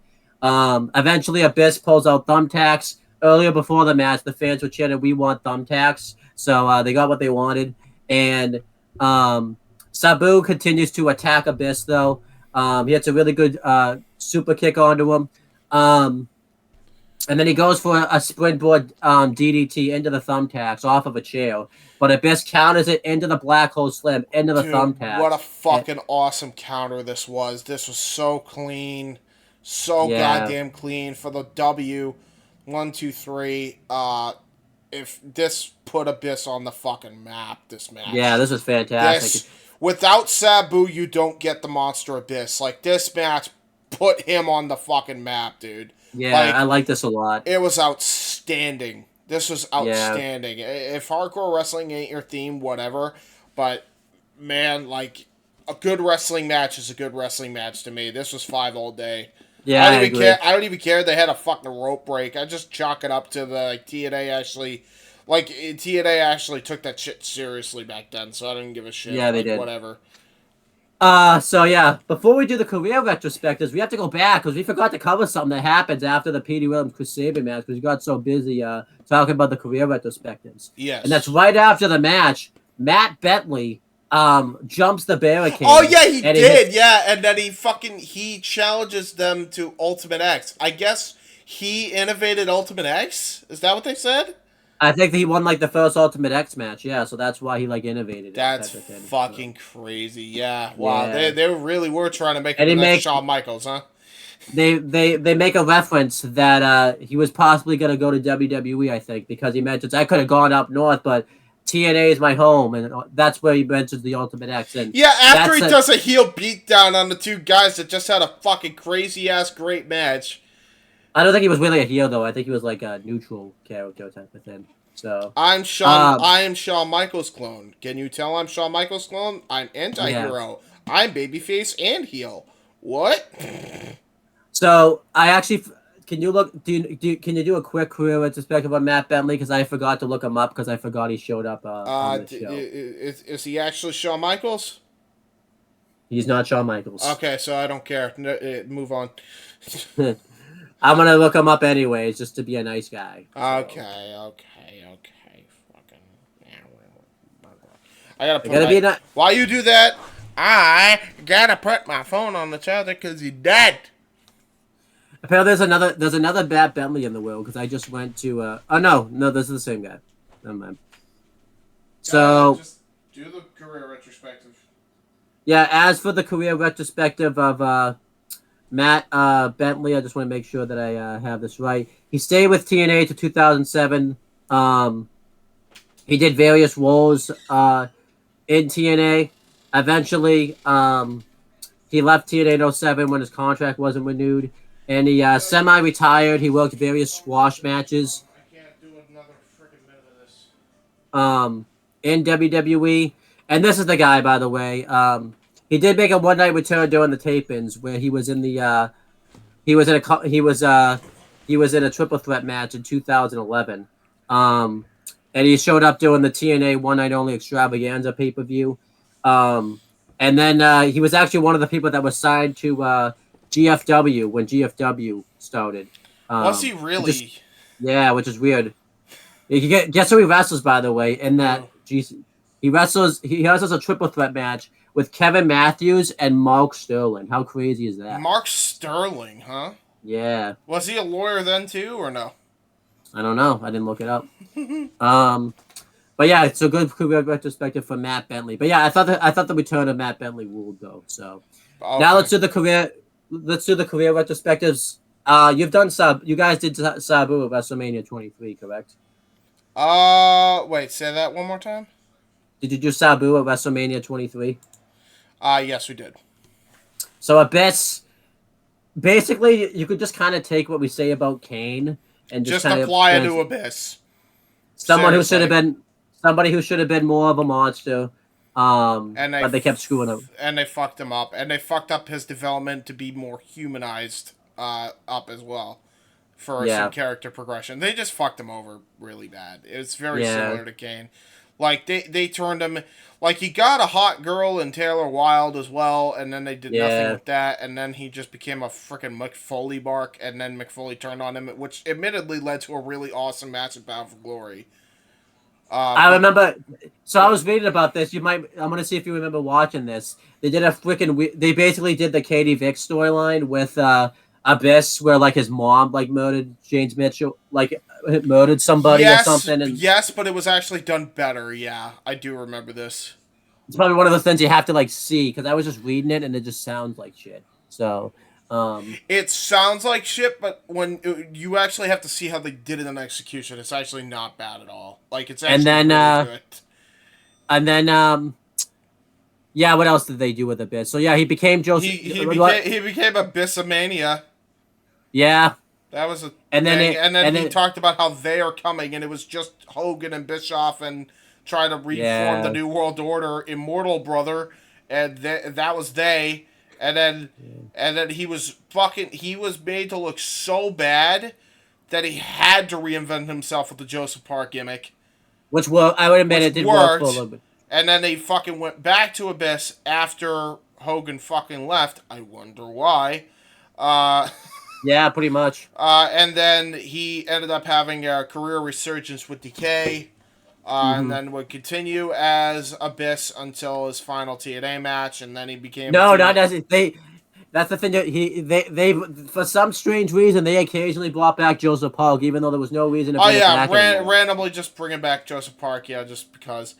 And then eventually he would retire and go into the TNA Hall of Fame, where they did a fucking weird ass angle with that, where Johnny, I'm just gonna call him Johnny Mundo because I think all the fucking wrestling company names to go with him are stupid. Makes no sense. Johnny Mundo and Austin Aries fucking had a weird ass fight. And then he went to WWE as a producer, and then he showed up again as Joseph Park, and then he randomly got fired by Styles and was never seen again on screen, which I think is a fucking crime. I know, that was awesome, but yeah, that's basically the career retrospective for Abyss. Basically, like again, he really could have been a lot more. So. Oh yeah, and by the way, Joseph Park and Abyss were the same people, even though he said they were brothers, and then they became two different people again. Yeah, TNA just kind of fucking dropped the ball. Did I mention this?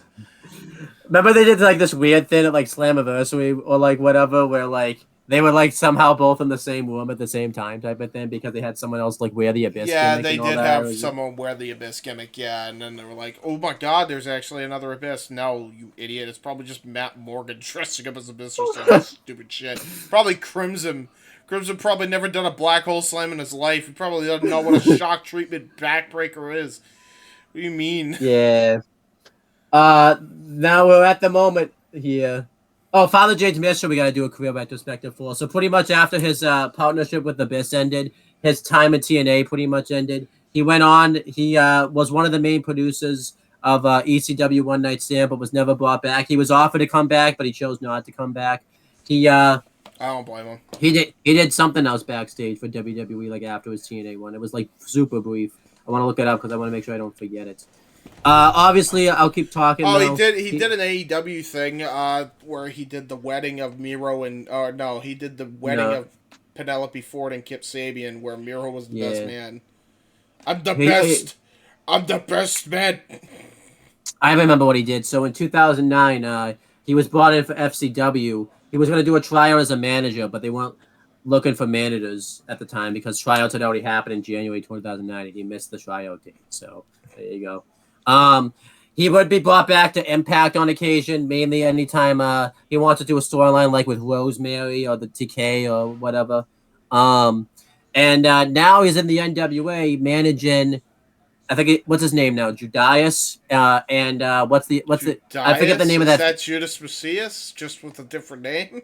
No, it's the it's that faction, and it's the Max the Impaler, Judas, and what's the Gags the Gimp. It's like that weird faction. You had to have seen this faction before. Yes, unfortunately, fuck that faction. Move on. Yeah, so that's basically what he does now. So get out of the NWA, everybody listening to me, all my favorites, which is just all but two of you, Onenson and Natalia Markova. Get out of the NWA. You could be doing better. Please, please move out of the NWA. So at the moment, James, Alex Shelley's gonna do his interview. You know how we talked about Alex Shelley's this great promo guy now? That was not the case back then. Oh my God, this was like turn the fucking TV off type heat I had after hearing him. He's like, I don't know, this guy, he's a weird cat, but anytime, I can always count on him. I'm like, Well, yeah. all right, when are we gonna get to the next match? Hurry up already! I was like, dude, You could tell Alex. shit. You could tell Alex Shelley was super green when he was He was cutting promos and greener everything. than goose shit. Yeah, it wasn't good. Pretty much the whole thing was Alex Shelley and Sean Waltman won the Chris Candido Invitational Tag Cup, and Sean Waltman basically no-showed the show, which I think was legit. Legitimately. They fucking had a whole angle just to piss all over his Cheerios. I couldn't believe this. We'll talk about that later, yeah. But that's basically what this was right here. So, but here's the next match though. It's Bobby Roode versus Jeff Hardy. I couldn't believe that these two would have. I thought because I didn't realize they had a match before until I thought they didn't have a match at all until later TNA one. But it was crazy that they were having a match here. Yeah. Right. There was no reason for this match. It was just kind of happening. I think Jeff Hardy had some type of infighting with Team Canada, but there really wasn't much.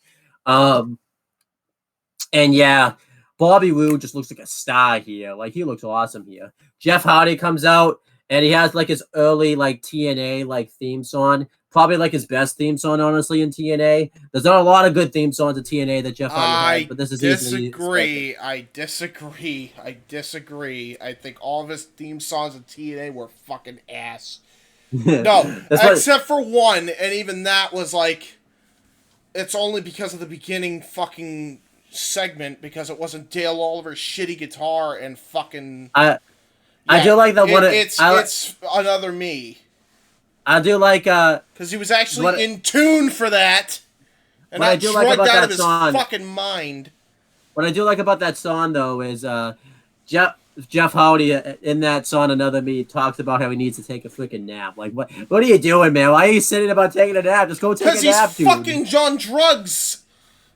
What do you think? Why else?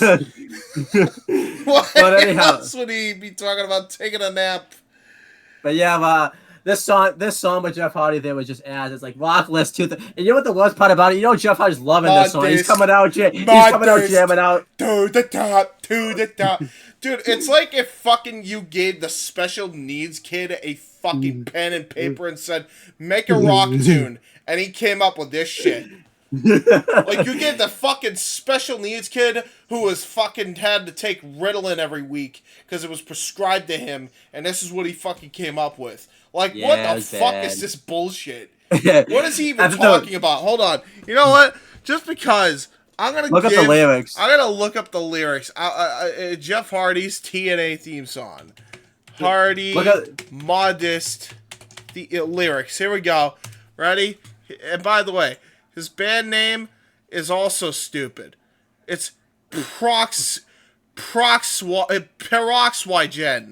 Yeah. And he spells it Peroxy ? All one word. All one word. This motherfucker. What is this? Some Twitter ad? The hell what the Prox ? Gen? Can we talk about what the worst part? He loves the song when he comes out with it on this show too. He's jamming out to it. He's loving it. Yeah, I'm sure he is, because he's drugged out of his mind and he doesn't fucking know his shit from his elbow. Read us the lyrics. Read us the lyrics to Jeff. Here it is. It's modest to the top, modest at the top. What? So modest to the top, and now he's already modest at the top. And then how can you be and then he explains it in the chorus where he says straight to the top and then keep on heading up. Stars shine for why we should give a fuck. Okay, cool. No idea whatever you say, Jeff. Sure. And then he says about what is real and how real is still. What? Say that again. About what is real and how real is still. I don't know about you, but what the hell is this? Real. The only way real is still is if you're my fucking backdrop or the fucking wall in front of me. I don't know how. Oh, this picture right here, that's What right the behind fuck is you. that? Is that him, like, explaining his experience watching paint dry? Like, what the hell is he talking about here? He does watch paint dry. If you, he was watching a lot of paint dry later in the. He probably was huffing the paint that was on the fucking wall. Who we kidding? Oh Anyway, my God. no. So, yeah. There's more. And then there's more. Oh, but wait, there's more. Billy Mays style. And he goes... and then he goes... The only way for us to feel the pain, it's sometimes deals in the way that survives the struggle we face. Are these words? This time, there is a lot. Sentence? There is a lot of time. Katie Race showcased the skills you were given at birthplace. You live here for what it's worth. Show off the style you perfect like in life. Show off the way to make it right. And then he did, and then I'm gonna actually fucking sing it exactly how he sings it. Now keep in mind, the song fucking itself is literally, the melody is don't Yeah, it's bad. don't right? That's So the bad. fucking tempo, the whole song. The whole song, right? Which is already awful, right? Yeah, Some this techno was rock bullshit. You could tell he was fucked up, right? But that was the tempo, right? This is how he sings this fucking next part. This is the fucking break here. Make it a top of Mount Profession. Mount Profession. No, now, there's so much going on here. First off, make it to the top of Mount Profession. The fuck is Mount Profession? I don't know. What is that? He sings it. It's completely out of tune. He sings it completely out of tune. He goes, let's see. Keep in mind, as I said, dun dun dun dun dun dun dun dun, and he goes to the top of my profession.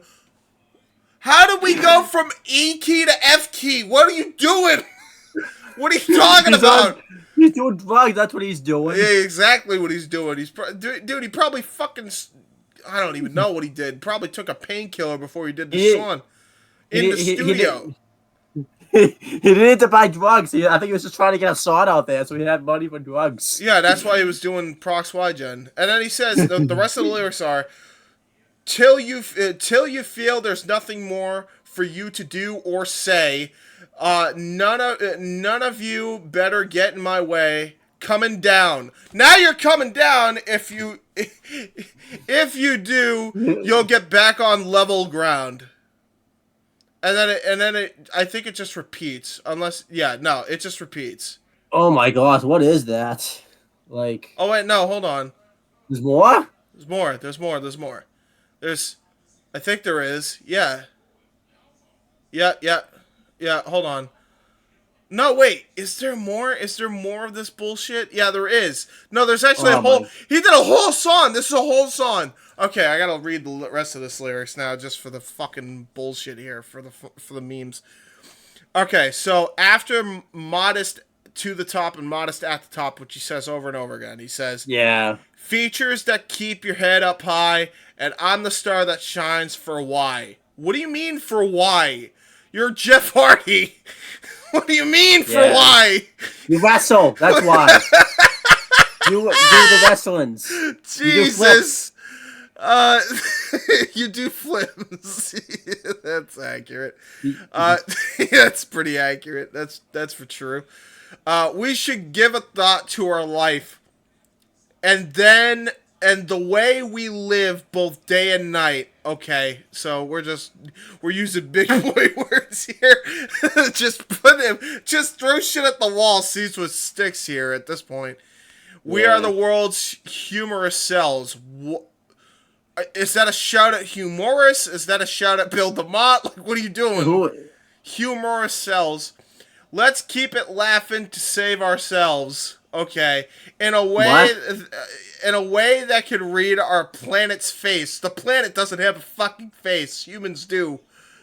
Are you talking about the way the world has fucking continents, countries? I don't know. I don't know. In this life, there's a lot time can erase.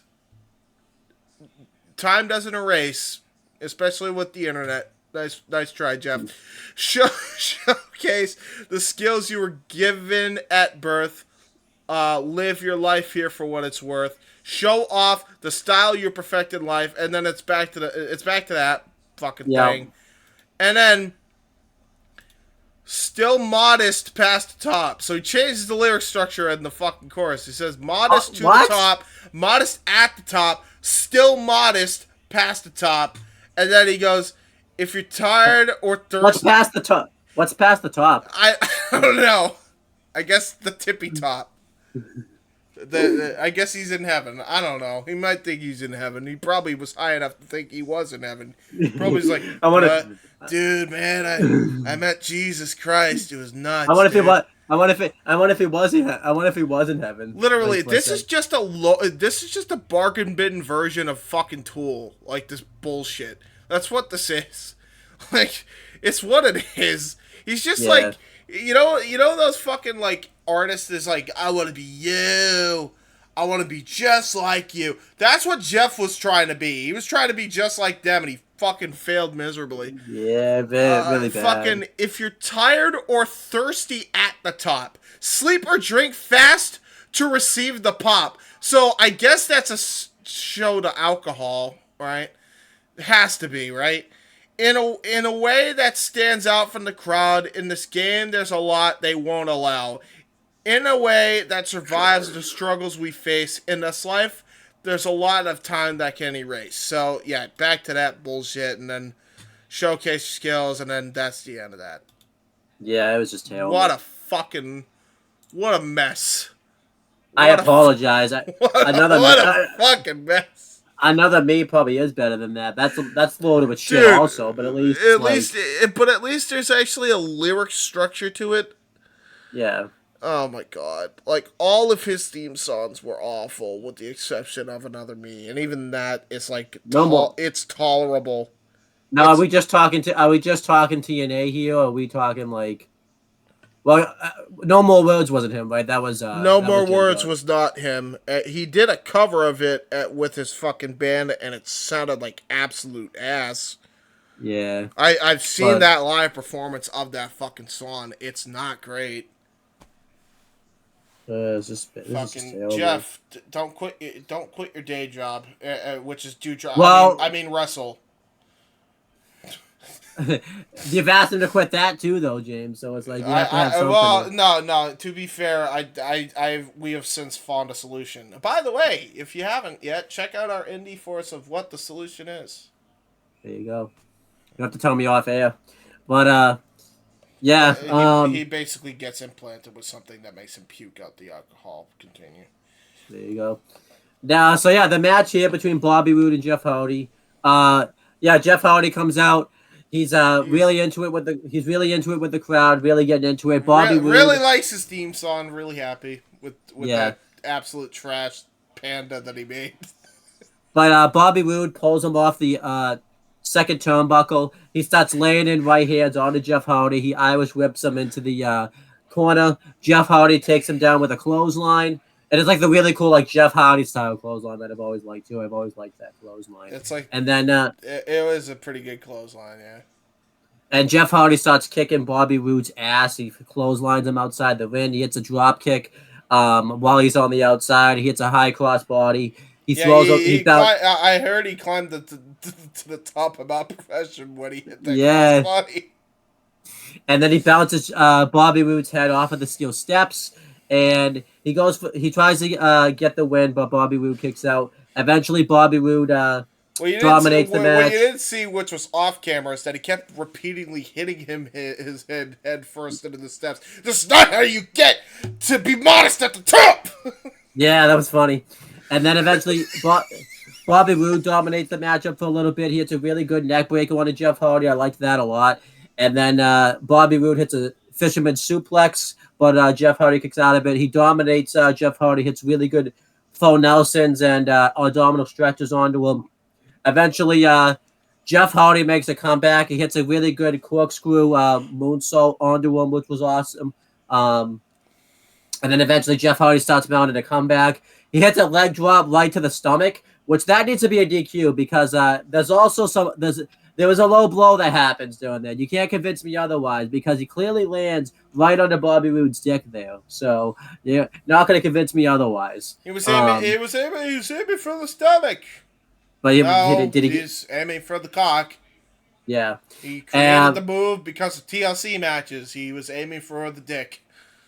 But Jeff Hardy tries to get the win off of that, but Bobby Roode kicks out. Bobby Roode hits a really good spine buster. He had balls of steel, from what I heard. He must have got Duke Nukem. But yeah, Bobby Roode hits a spine buster on Jeff Hardy. Jeff Hardy kicks out. Jeff Hardy hits the Twist of Fate. He goes for the Swanton Bomb, but Petey Williams runs out with a hockey stick that has the Canadian flag on it. And behind the ref's back, he uses the hockey stick to crotch Jeff Hardy onto the turnbuckle. And Bobby Roode tries to hit a superplex, but Jeff Hardy fights out of it. He hits a really good face-first suplex into the ring. And Jeff Hardy's just really fighting off Petey Williams and Bobby Roode. Eventually hits the Twist of Fate. He goes for the Swanton, but Roode rolls out of the ring. And he's going to hit it on the outside, but Petey Williams pulls him away from there. And Jeff Hardy just hits a high cross body on both guys anyways. He throws Petey Williams into the steps. He goes to... Bobby Roode goes to throw him into the steps, but Jeff Hardy reverses it and throws him into the steps. And then behind the referee's back, Jeff Jarrett runs out and hits Jeff Hardy twice in the back with the hockey stick with the American flag wrapped on it. The second time completely breaks it over his back, and it allows Bobby Roode to get the cover and get the win. I thought this match was really good. I gave it 3 3/4 stars. I really liked how they gave Bobby Roode. I really liked how they gave Bobby Roode the win here. And it didn't hurt Jeff Hardy too much because he was screwed out of it. You set up a feud now between Jeff Jarrett and Jeff Hardy. Battle of the GIFs! Battle of the GIFs. And this put over Bobby Roode huge. I really honestly, if you were going to give him this win, he should have been the NWA World Champion fairly soon after this. It's a shame that he wasn't. But yeah, what did you think of this overall? I thought he was great. I thought he was phenomenal here. Bobby Roode, you could tell, was the ring general of this match because Jeff has never been a ring general, especially around this time, as we have explained for many reasons. But yeah, great fucking match here. Jeff got a lot of shine. He looked great. He was over with the crowd, and so was Bobby Roode. It was great.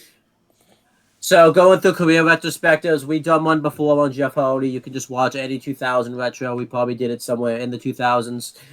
Jeff Jarrett, we did it Backlash 1999 because this is I know even though Jeff Jarrett shows up again later, we don't need to do Jeff Jarrett again.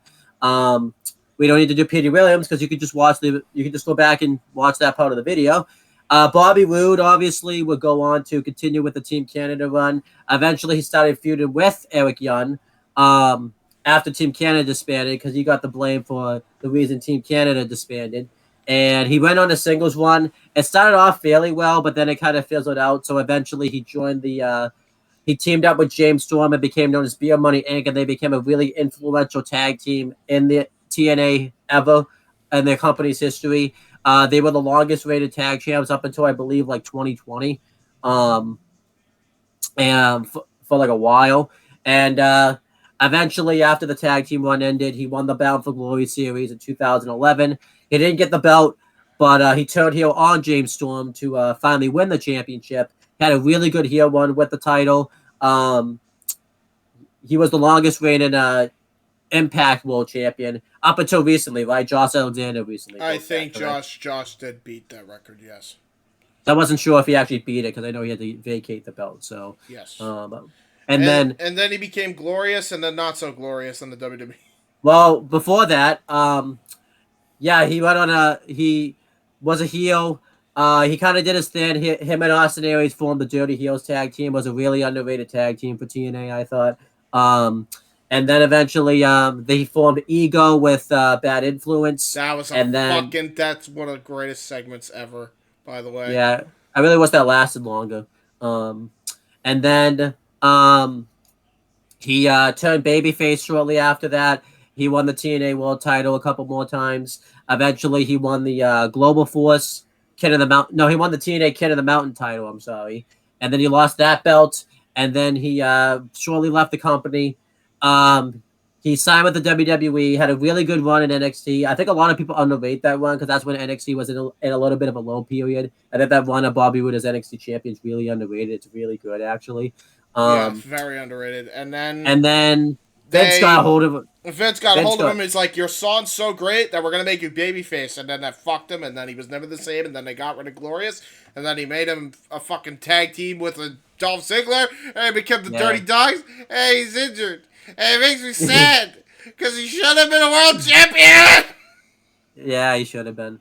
He was a United States champion though, so that's good at least. Who gives a shit? And a Raw and SmackDown tag champion a couple times. Oh my god! Oh my god! That makes all the difference. He was a Raw and SmackDown champion. You know what's bad when your fucking TNA tag title reign was more prestigious than a tag run with Dolph Ziggler. That's not even Dolph's fault. It's just, what the fuck, man. Yeah. How dare you? Did you ever hear that terrible theme song that him and Ziggler had together as a tag team? It was awful. I don't know if you ever heard that. It was Does it have lyrics? Like, it does. All right. Oh, we're doing that now. I'm about to find out, I guess. All right, so Dirty Dogs theme song, right? Yeah. Theme lyrics. Oh, I'm sorry. They were the Dirty Dogs, DAWGS, right? Yeah. Yeah, Dirty Dogs theme WWE lyrics. Watch, I'm not going to be able to find it because it's that fucking obscure. Oh, no. Okay. No. Yeah. That's Dirty Dog, New Kids on the Block. Okay. New Kids on the Block again. New Kids on the Block. New Kids on the Block. Dirty Dog again. New Kids on the Block. Okay. I think it might just be Dirty Dogs, like DOGs. Yeah. Dogs. Whatever. Dog. I mean, it's just like... I almost called them the Dirty Dongs. That was a typo. Now we're getting ZZ Top results. Yep. ZZ Top results. That works. Yep. Okay, hold on. Yeah. Let me see. I could probably mute my YouTube. Let's see.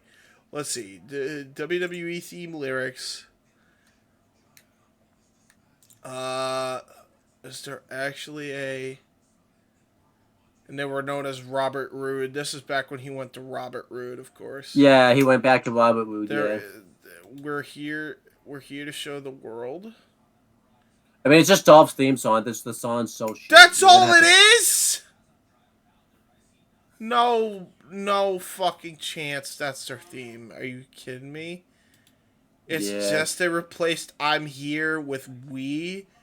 Yeah. Better watch what... Oh, I hate it. Oh, I hate it. No effort. No wonder I couldn't fucking find it. It's just Dolph's theme. Yeah. Let's continue. Next, the Naturals and Jimmy Hart are backstage. They're being interviewed. And they talk about how honored they are to defend the NWA World's Tag Team Championships tonight. They say they're going to do whatever they can to retain the belts. Jimmy Hart said that he's given them all the support that they want. Then America's Most Wanted come up, and pretty much they talk about how they're not going to have those championships much longer.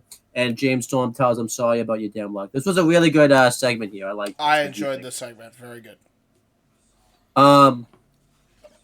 Then we had the next match. It was a elimination match for the NWA World Tag Team Championships. It's Eric Young and A1 versus Sean Waltman and Alex Shelley versus America's Most Wanted versus the Naturals, who were defending the championships, who had Jimmy Hart ringside with them. Reason for this match is because during a beatdown angle, Team Canada were beating down the Naturals, and America's Most Wanted made their return to TNA. I don't know where they were. I think they were injured or something. I'm not sure exactly where they went, but they returned, and they made the save for the Naturals, but the Naturals didn't want the help, and it led to an 8-man tag team match with I think it was like I think it was all of Team Canada versus the Naturals and America's Most Wanted. And America's Most Wanted and the Naturals couldn't get along as a tag team, so it led to some infighting between them. And Larry Zbyszko, who was the authority figure at the time. We're not doing a career retrospective on him because he doesn't actually show up on this show. He basically made a triple threat tag team match with all these three teams, but he's also going to add the fatal four-way element to it because whoever wins the and he also screamed at you to buy Morphoplex, by the way. He did. And then he also it said whoever wins the Chris Candido Cup is gonna go into the match at Unbreakable, and it becomes a 4-way. Sean Waltman and Alex Shelley won the cup, but obviously IOL. So let me be clear. Sean Waltman didn't necessarily no-show the show. He just got there too late to the show, so he just wasn't booked on the show because he missed like call time and all that type of stuff. Like he was backstage in a wrestling gear, but I don't know. He was just being really difficult backstage that day. I can't exactly say what happened, but that's pretty much what happened. Oh wow! So he was being a dickhead backstage because this was definitely dickhead Sean Waltman by then. I remember this. So you're telling me that he was that much of a prick that they're saying, okay, we're just gonna say you no-showed the event. Fuck you, prick. We're gonna make a whole angle about it and make you look like the biggest asshole ever. Let me read it word for word so that way we know kind of what really happens. I can read the aftermath because it does talk about it. It says TNA. Funny. It says TNA management were very upset with Sean Waltman after he failed to participate in the 4-way elimination tag match. This anger was due to Waltman being one of the winners of the Chris Candido Memorial Tag Team Tournament. Despite not appearing on the show, Waltman was in Orlando and dressed to compete, but did not arrive at the arena in time. So there you go. Was that all though? Like that's what they call being very difficult backstage. So they fucking buried him on the air. I guess so, yeah. Well, that knocked it from an S rank to an A+. Shit. And then it says Waltman was not used by TNA until January 15th, 2006, when he appeared at their Final Resolution pay-per-view event. So yeah, that's kind of shitty. I'm not gonna lie. That's pretty fucking petty, dude. Like he was ready to go, and you said, "Nah, you showed up late. We're gonna fucking bury you, and then we're gonna leave you off TV for months." What the fuck, dude? They made him look like the biggest asshole alive. Yeah, pretty much. All because he showed up late. Jesus Christ. But going through the match, this is probably... I know I don't have a lot. I haven't seen many NWA World Tag matches in all fairness, but this is the best NWA World Tag title match I think I've ever seen in my life. To be fair, I have seen some good ones. I know the Briscoes and not LAX, but I don't know. What's the name of that team that has the belts now? Inc. Or was Outlaw. I don't know. What's the name of that team? It's they're a big team in like AAA or something like that. I remember they had like a really good tag title match. Yeah, I know who you're talking about. Yeah. It's the I don't even remember who they are. I remember too Douglas Williams. Who cares? Yeah, but yeah, this probably is my favorite one. That's probably the biggest stage that the NWA World Tag Titles has had in a while. But yeah, let's go through it. I don't know why the fuck, by the way, they don't use these belts for the NWA Tag Titles nowadays. These belts look so much better than the actual NWA World Tag Titles. I believe it. Oh, I agree. And then the funny thing is, I think they brought out these belts at one point, and then they never use them again. Like, what are you doing? Because Billy Corgan, and he doesn't know wrestling. But going through the match, obviously it has that trope I don't like about multi-person tag matches, where it's only two people are allowed to be in the ring at once. Obviously, I made my critiques known about that. I'm not going to keep repeating myself because I'll be saying that a lot probably in every retro when there's a multi-person tag match. But I thought here they tried to make the most out of it. America's Most Wanted and the Naturals get into a brawl in the beginning portions of the matchup, and they're just really beating the crap out of each other. Eventually, the referee's able to restore order, and eventually the Naturals start going at it with America's Most Wanted. And eventually Alex Shelley tags himself in, and he sees that I believe it's Andy Douglas is ready for the pin, and he doesn't get the pin. And Alex Shelley, I actually kind of thought it was smart here. I thought Don Callis really put this, not Don Callis. What the hell is his name? We just said it we've said it several times. Don West. Yeah, Don West. I thought Don West. Guys, it's like 10:31 and it's about to be 11. It's a very tiring day. I'm trying not to fall asleep, not because the show's boring. It's very late. And also too, I did record another retro earlier today too. So yeah. Don West really put over on commentary really well. That like Alex Shelley went into the match because he wants to get an elimination as quick as he can, since he's the only person that's really fighting for his tag team right now. Which I thought was pretty cool. Yeah, Alex Shelley was still really good in this match. Eventually, Team Canada gets tagged in, and Eric Young and A1 get the heat on Alex Shelley for a while. Yeah, I use that term loosely because A1 is just like doing nothing. Like he does a whole bunch of nothing, bro. Eric Young's really the workhorse in the whole match. I think Eric Young's the workhorse. Yeah, for sure. I just didn't understand like why A1, like what was the whole idea of that? Is he supposed to be the steak sauce? The crowd was ironically cheering for A1, by the way, because they know he sucks. So the reason they were cheering for him is because they think he blows, but they ironically like cheer him because he's so bad. Yeah, but eventually, Alex Shelley hits a stunner DDT combination onto both members of Team Canada. I thought that looked really cool. Yeah. And the Candido family was watching this match in the crowd, and I have his name right here. Johnny Candido jumps the guardrail in this case.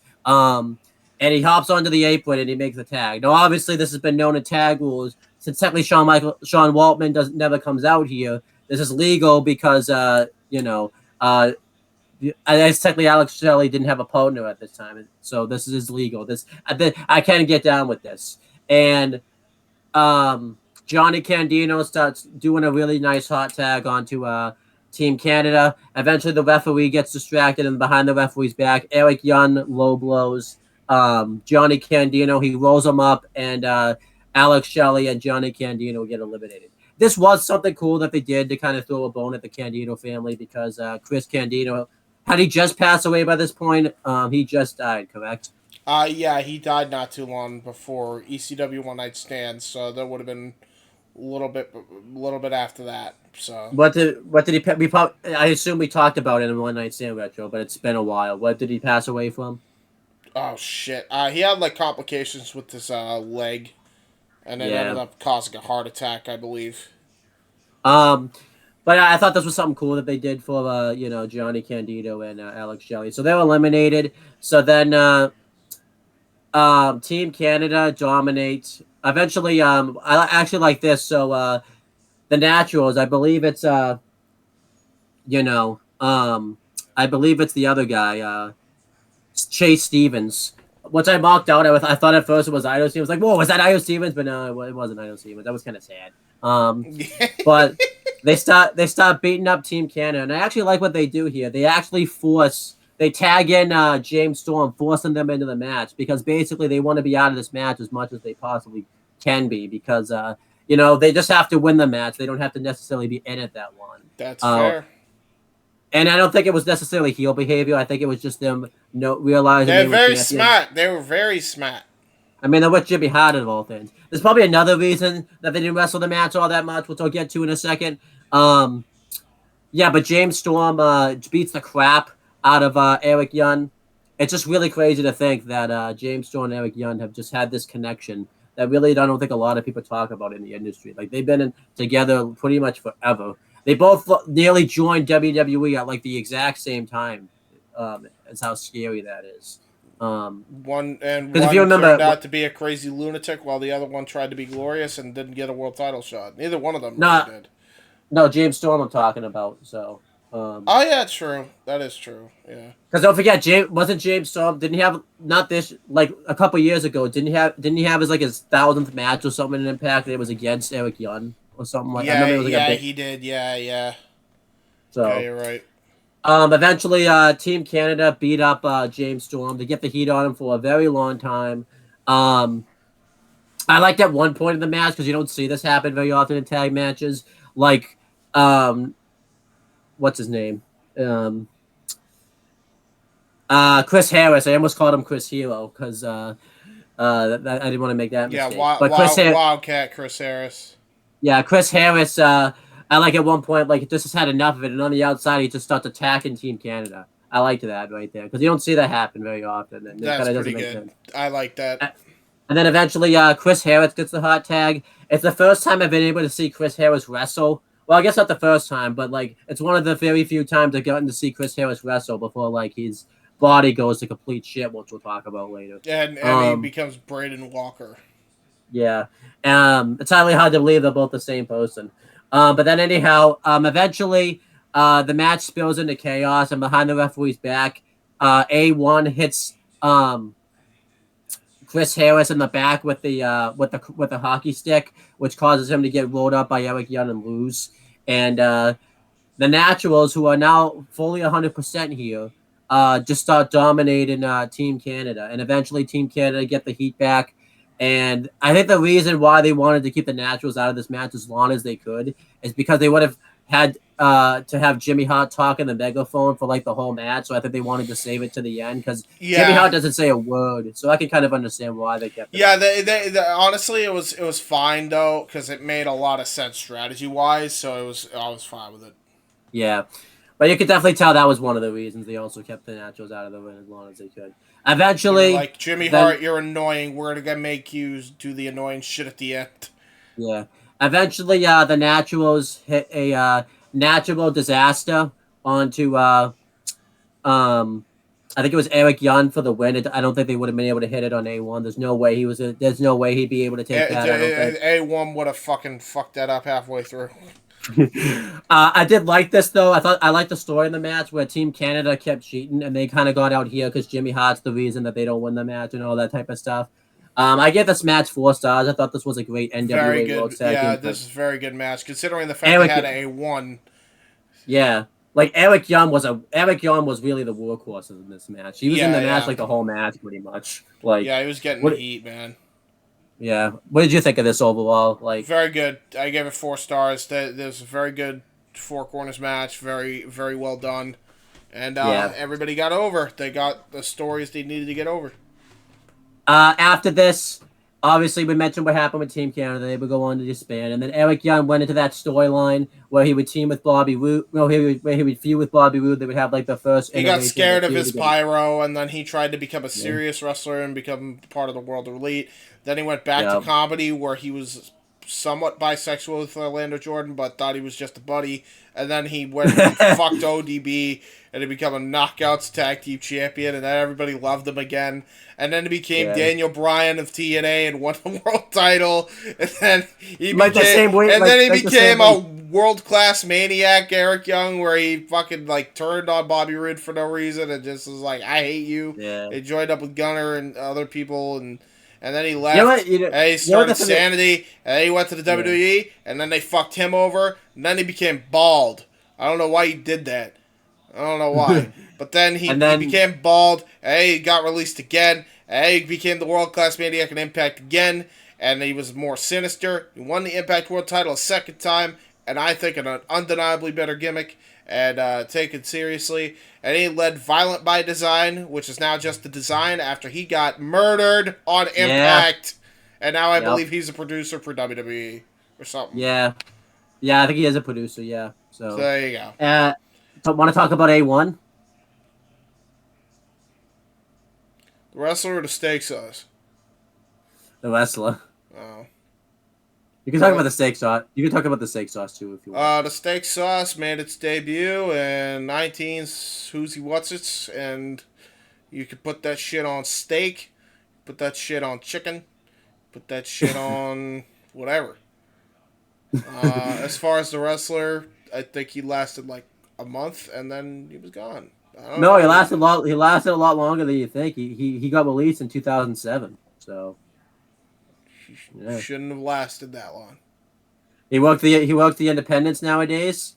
He actually challenged Eli Drake for the Impact Global Championship in a Border City wrestling event.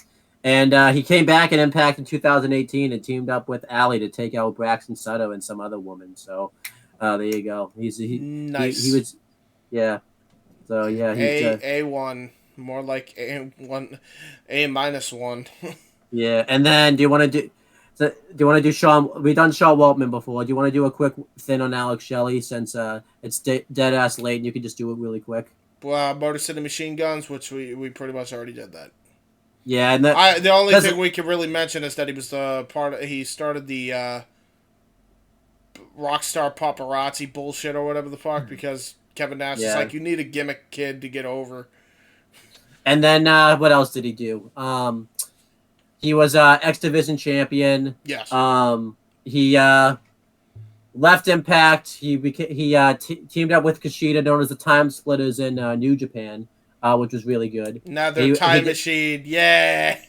And then he did the ROH one, which we kind of talked about. He had a one-off match with Kushida in WWE against the Grizzled Young Veterans in the Dusty Tag Team Classic, like right before the. It was like right before the pandemic. Who was his partner again? It was Kushida. Yeah. Time Splitters. Yeah, on a one-off. That was weird. I really wish they. I mean, in hindsight, it's probably a good thing they didn't sign him, because he probably would have just gotten released not long after, anyways. But, and then obviously you could just kind of, you could just say what we said about Chris Sabin from that point, and it applies to Alex Shelley. So there you go. America's Most Wanted. MLW run too. MLW run with Shelley. I forgot about that. Oh yeah, he did do an MLW one.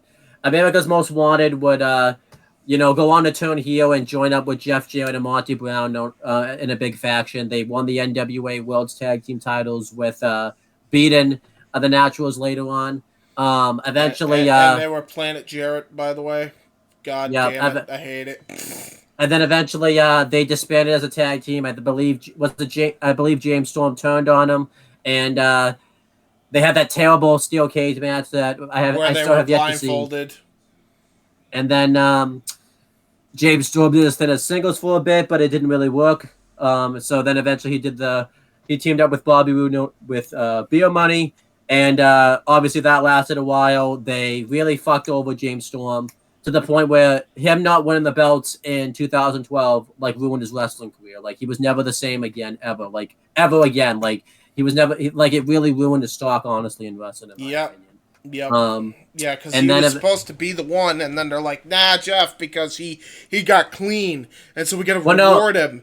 Yeah, sure. Well, no, actually, Aries actually is the one that beat him, actually, and then he lost it. No, because in 2012 he still could have won the BFG series, and then they're like, nah, we'll give it to Jeff. Yeah, that was stupid. And then James Storm didn't really do much. Obviously, after that, he teamed up with Gunner. In a pretty decent tag team, and then they had a really good feud afterwards where he turned heel. He formed the Revolution with Abyss, Manic, the Great Sonata, and what was his name? Mahabali Shira, but I forget what his name was in the Revolution. I think it might have been Mahabali Shira, yeah. And then James Storm left, completely fucked off, was gonna go to NXT, but then he decided to rejoin with TNA. Reformed Beer Money, but then Bobby Roode left, so he was just left doing Beer Money gimmick by himself. He did this weird thing where he teamed up with Eddie Kingston and Bram, where they were called the DDC, I think. Fucking god, yeah, the DDC, yeah, basically just the FCC, but they called them the DDC. What a way to fucking use Eddie Kingston! What a way to use James Storm! Like, the fucking group sucked. Yeah, how do you make those three suck? Eddie Kingston of all people too. Yeah. And then eventually James Storm just went back to the Cowboy James Storm. He wrestled a few more matches in TNA. He won the King of the Mountain belt and then lost it to Bobby Lashley for no reason. And then he completely fucked off out of the company in 2018. He joined the NWA, did really well in the NWA in the beginning. He won the national title. He had probably the best national title match I think I've ever seen when he fought Colt Cabana on NWA Power. That was an awesome title match. He had an awesome title match against Nick Aldis as well. Yeah, he did. And then when the pandemic hit, he went back to Impact, did his thing in Impact, teamed up with Chris Sabin on occasions and stuff. And then he went back to the NWA, stupidly lost for no reason to Chris Adonis for the belt. And he did some things in NWA, but it never really worked out. Then he went back to Impact with America's Most Wanted, where they feuded with Honor No More. And then he just randomly disappeared for no reason. And then as for, let's let you do this one, James. I think you're looking forward to doing this career retrospective. If you want to do the career retrospective of not Chris Hero, but Chris Harris. What's his name? Chris Harris. Well, Chris Harris would then as we said, he had that weird shit with James Storm where it should have been a great feud, but it wasn't. And then he begged for his release because he was sick of the bullshit. And they made him do a lot of drugs, which made him gain a lot of weight. And he got fat. And he became Brandon Walker in the WWE. And he said, knock, knock. And Armando Estrada said, who? And he said, Brandon Walker. And I'm going to knock your brains out. And he died right there. And then he tried to go back to TNA 2011. He got even fatter. He got even fatter. Couldn't wrestle for dick when he came back. When he teamed up with Matt Hardy. And he joined Immortal. By the way, he was a part of the Immortal faction, which was... And don't forget, too, it's not like great. Matt Hardy wasn't much better at that time, either. Like he was a raging alcoholic, and then he got himself cleaned up and never came back to wrestling again. No, last year he did. He did for, like, a bit.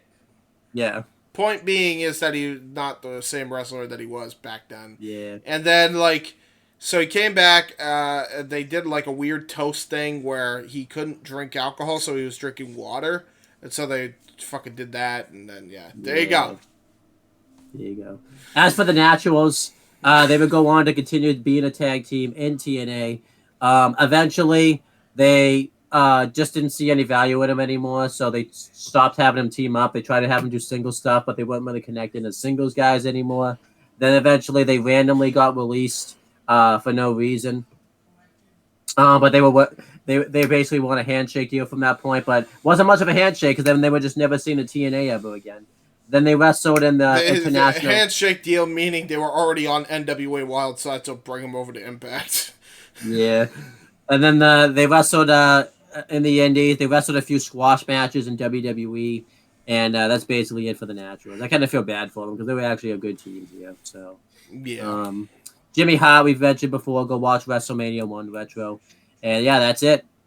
And, again, too, we talked about it. It was kind of cool, I guess, at this time that the NWA was basically the main championships for TNA. I thought it was a good belts to get them on the ground because every company has done this. Where, pretty much. You know, because AEW did it with the AAA World Tag titles. That's basically for a little bit. So, there you go. Yeah, there you go. Next, Rhino gets interviewed. And he talks about how he's going to destroy Raven tonight and become the new NWA World Champion. He got this great promo talking about how he finally feels free of like the WWE system, pretty much. He obviously doesn't mention the WWE by name, but that's basically what he was. That's basically what he was referencing. Yeah. Well, it was really good. He would go on to have a fatal 4-way monstrous ball match with the best Jeff Hardy and Sabu, which fucking ruled. Yeah, I've seen that. That's awesome. What do you think of Rhino's promo here? I thought it was great. Loved it. It was just Man Beast Rhino fucking on full War Machine Rhino here. Just kind of a great promo. It was great. Next match was a Ravens Rules match for the NWA World Championship. Which basically means a hardcore match. Except False Count Anywhere this time. Yes. It was Raven defending the belt against Rhino. Let's talk about 3 weird things about this match. Well, I guess only 2. 2 ECW guys were fighting over the NWA World Championship. I think the best thing about this is Shane Douglas is the guy that interviews Rhino backstage. That's and he talks the funniest shit ever. Is that he's interviewing about the NWA World Title match, and it's 2 ECW guys about to go into a hardcore match for the belt. And it's the same guy. And he's calling the NWA World Championship the most prestigious belt in all of wrestling, which is just weird because this is the same guy that dropped the freaking title like all that time ago. Well, to be fair, he also was very skeptical on doing it anyway. He really was uncomfortable doing it. Oh, yeah, I know that, but I'm just saying, like, it's just weird in kayfabe-wise anyways. Right, so. yeah. But, yeah, the reason for this match was because Raven and Jeff Jarrett were feuding over the belts. And Larry Zbyszko made a deal with Jeff Jarrett that there was a tag match. First, Jeff Jarrett brought in Rhino. He was like his hired gun, pretty much, to make his path easier to the NWA World Championship. And Larry Zbyszko made a deal that there was a tag match. I think it was like Raven and Sabu versus Rhino and Jeff Jarrett. And if Jeff Jarrett got the win, he would get the next title match. But if Raven pinned Jeff Jarrett, then he would never get a title match as long as for like a year anyway. It was the AJ Styles stipulation for 2012, and in the match, Rhino was the one that got the pinfall on Raven, so he ended up getting the title match. And Jeff Jarrett and Rhino were gonna made a deal. Jeff Jarrett tried to make a deal with Rhino where he would get the shot that Rhino got, and he said, "You'll get the shot after I take the belt from." I love the delivery.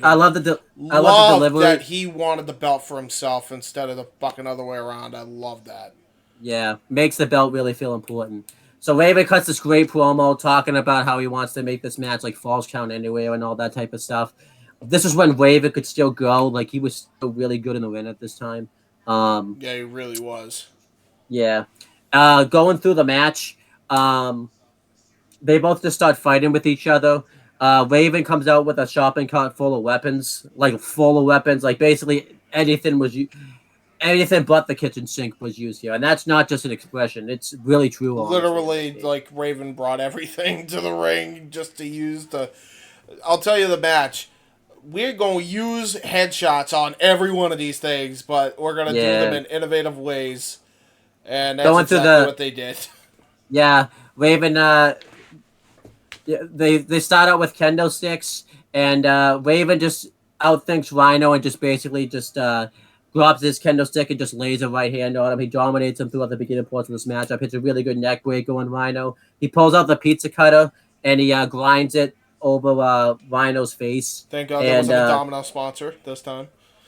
Everyone chanted, "We want pizza" after that. So I did want pizza. I'm hungry. Rhino's busted open at this point. Raven attacks him. He bounces him head first off the steps, throws him head first in the post. There was a beer keg ringside, and Raven bounces Rhino head first off of that. Eventually, Rhino takes control, and he hits Raven right off of the skull with this beer keg. Like, it was brutal. And then Rhino attacks Raven some more. Eventually, he after the pizza cutter spot too, Raven hit Rhino 2 times in a row with bacon sheets. Like, it was just one after the other. That was brutal. I love that. Yeah, that was great. Rhino hits Raven off the head with a steel chair, busting him open. Rhino hits a really good power slam onto Raven, but Raven kicks out of it. There's a table spot. There's a ladder that gets brought in, and this isn't just any old ladder that you see nowadays. Like, this ladder looked like it would have hurt you if you landed in this ladder. It was a full-on hardware ladder. Like, there was no way to fake this. Yeah, it sucked. And he went right through it. I think there was a power bomb. It was, fucking Rhino hits through this fucking thing, and he just crumples through it. Raven does. Rhino is just beating the crap out of Raven with a kendo stick at one point. Raven hits Rhino off the head with a kendo stick. Eventually, at one point, Raven hits the DDT onto Rhino, and he has the match won. But who comes out? None other than Cassidy Riley, who was like a student of Raven at this time. And he basically prevents Raven from winning the match right there. So Raven gets upset about this, and it nearly costs him the match. Rhino hits a low blow, followed by a brain buster, but Raven kicks out of it. Jeff Jarrett runs into the ring with the NWA World Championship, and he acts like he's gonna hit somebody, but instead, Jeff Hardy comes out. He grabs the belt, takes off, and this causes Raven to hit a DDT on Jarrett, and then he hits a DDT on Rhino, covers him and gets the win and retains the NWA World Championship. The shopper card even got used. I don't want to ignore that because Rhino gored himself into it inadvertently. It was just great. It was a fucking great spot. Yeah, this hardcore match ruled, man. Like, again, it's not as good as the Sabu and Abyss one, but this is still a 4-star fucking hardcore match. I gave it 4.5 stars. I thought it was 4.5. Yeah, you might be right. 4.5. This would lead to Raven versus Jeff Jarrett for the NWA World title, where Jeff Jarrett would finally win the belt back. And it was meant to be Jeff Jarrett versus Kevin Nash for the belt at Pound for Glory, but Kevin Nash couldn't show up due to a health issue, so they threw Rhino in there, and then that's when Rhino finally won the NWA Rhino World won the Championship. world title, which was crazy. That was fucking Yeah. nutty. And he won it after he won that Monsters Ball match to become the #1 contender, I believe. Yeah. And then after this, they did a storyline with Raven where they were trying to force him out of the company type of thing. And eventually it was, believe it or not, Team Canada that forced Rhino out. Not Rhino, it was Raven out of the company. And eventually Raven would come back. He would come back at, like, in various, and weird, I feel like, too, like, 04 to, like, 05 to, like, 06 was, like, peak Raven. Like, that's, like, Absolutely peak Raven, yeah, because he left WWE, like, in 04, and he really gained traction in TNA around late 04 and into 06. That was and his then best run by far. he came back in 06. He had like a weird faction. I don't remember what the name of the faction was, but he did like a faction in 06 to 07. And then he left, and then obviously that fizzled out. He came back. He was teaming up with Dr. Stevie. Less said about that, the better. I wonder why. And then he came back with EV2. Was really out of shape. And basically, that was the last. Him and Dreamer had another match in Hardcore Justice, which was admittedly pretty good, but it was just like, again? Yeah. And then, he left the company. Eventually, Raven did the Indies for a little bit. He showed up on the NWA a couple of times. He really didn't do much. Riveting. He was on commentary, and you could just tell he did not want to be there, type of thing. Like, he was just not interested. And then he showed up in AEW, and it was teased that he was going to be the leader of the Dark Order because he was thrown in there as like a red herring doing the blog. That would have been a cool one. That would have been a cool one, honestly. Yeah. I mean, obviously, I'm so happy with what we got, but that would have been cool, yeah. And then he showed back up at Impact doing... He showed back up doing the Moose, Sammy Callahan, when they did the House of what's it? Is it the House of Clocks? I forget. The Tower of Clocks. House of Clocks. I don't remember what it's called. The House of Clocks. Clockwork Orange match. Oh, that's tremendous. House of Clocks match is what I'm always gonna call it now. Of Clocks. It's just a bunch of grandfather clocks and shit that you could just toss people into. And then he got inducted into the Impact Hall of Fame last year at Bound for Glory and was inducted by Tommy Dreamer. And typical Raven, he DDT'd Tommy Dreamer doing it. Obviously, it was a storyline and everything like that, but they never did anything with it. But like, it was just like Raven, like, just turning his back on one last fuck you to Dreamer, which Dreamer's just like, yeah, all right, I'll take that, whatever. Yeah, and then that's basically. Raven hasn't done much since then. As for Rhino, have we done a career retrospective before on Rhino? I think we have. Yeah, we have. Probably one of the 2017 retros. We definitely did him. The ECW One Night Stand 05, or the Raw before that. Definitely, we did it. Oh yeah, I think we did. Yeah. And then we have the main event, which is the reason that we're all here. It's the triple threat match for the X Division Championship. It's Christopher Daniels defending against AJ Styles and Samoa Joe. Who was at the time undefeated, by the way, on Samoa Joe. Yeah. Let's go through why this match is taking place. So, basically, these guys were the thing that was putting TNA on the map. AJ Styles was the first ever X Division champion. And Christopher Daniels and AJ Styles were having bond boners for this X Division championship. I didn't even know that Daniels was a heel going into this match. I never would have known that before this. But pretty much they had the Super X Cup, and Samoa Joe, and AJ Styles fought in the finals. And Christopher Daniels screwed over AJ Styles out of the X Cup. So he was going to face Samoa Joe. And Samoa Joe was just really haunting Christopher Daniels, really going after him. AJ Styles was doing the same thing because he felt like he was robbed out of the X Division title shot. So pretty much Christopher Daniels wanted something done about this. And Larry Zbyszko said, the best way to handle the problem is you got to handle it yourself. So we're going to put him in the match. And it made sense anyways because it wasn't AJ Styles was robbed out of the Super X Cup. He was clearly going to win it. So he obviously deserved to be in the match. Yeah. And Yeah, really good storytelling here. There's this really good promo that I can't do justice to that Christopher Daniels cut like in the video So package good. that you really need to It's go so watch. good. That's why I think it really sucks. Like if only AEW could have come, like if only Christopher Daniels could have like done something to like go back in Yeah, time. but I mean, at the same time, he did get a Ring of Honor World Title run, so it's not like he didn't have his moment in the sun there. You know what I mean? I'm glad Yeah, he at least got that. I was there live for his final defense, so I was yeah, happy. sure. You know what I mean? But yeah, this match right here just rules. Like I Fucking wasn't sure. I wasn't sure how I was generational gonna. match here. Yeah, I wasn't sure Timeless. how. I wasn't sure how I was gonna feel this match because we see a lot of the stuff that they do, like, anyways, like nowadays through other wrestlers. But there's stuff that they do in this match that you still haven't seen to this day. Like that's how innovative this match Dude, is. so good. Um, So good.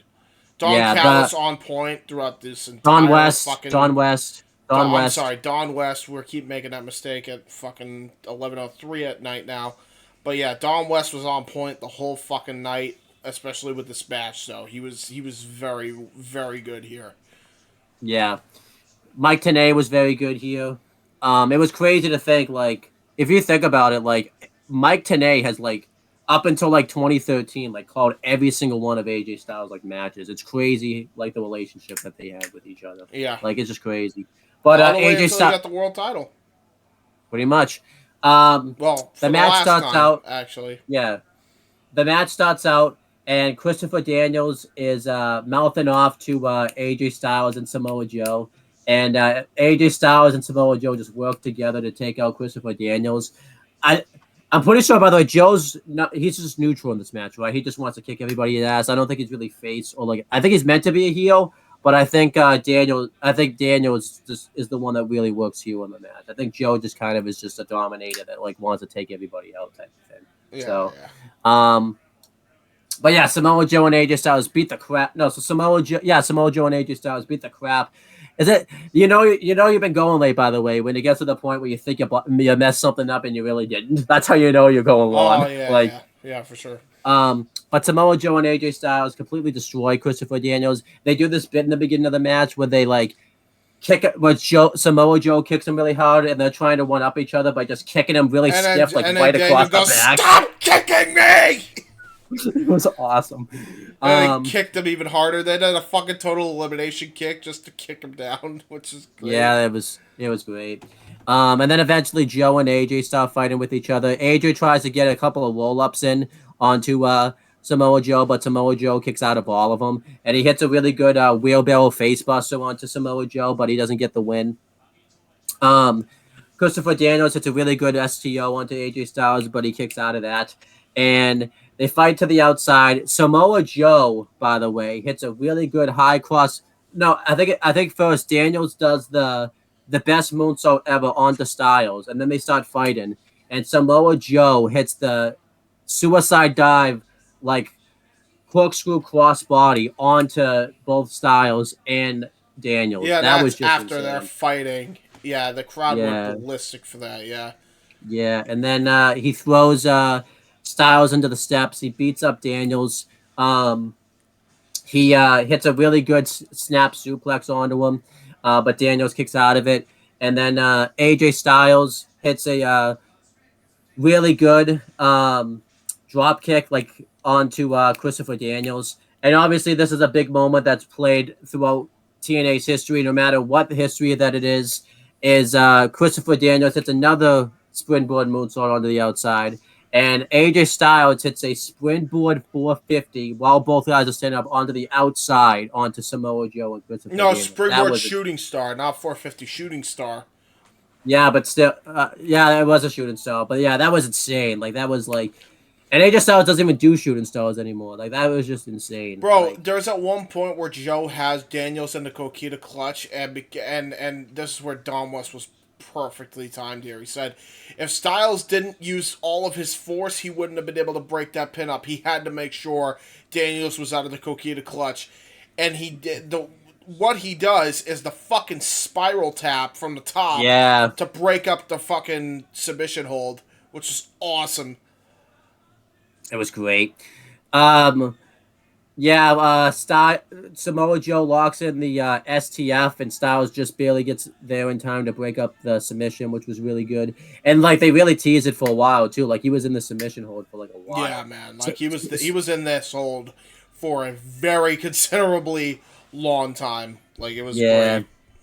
Um, AJ Styles hits the Styles Clash at one point on Daniels, and Samoa Joe just barely gets into the ring in time to break it up. It was really good stuff.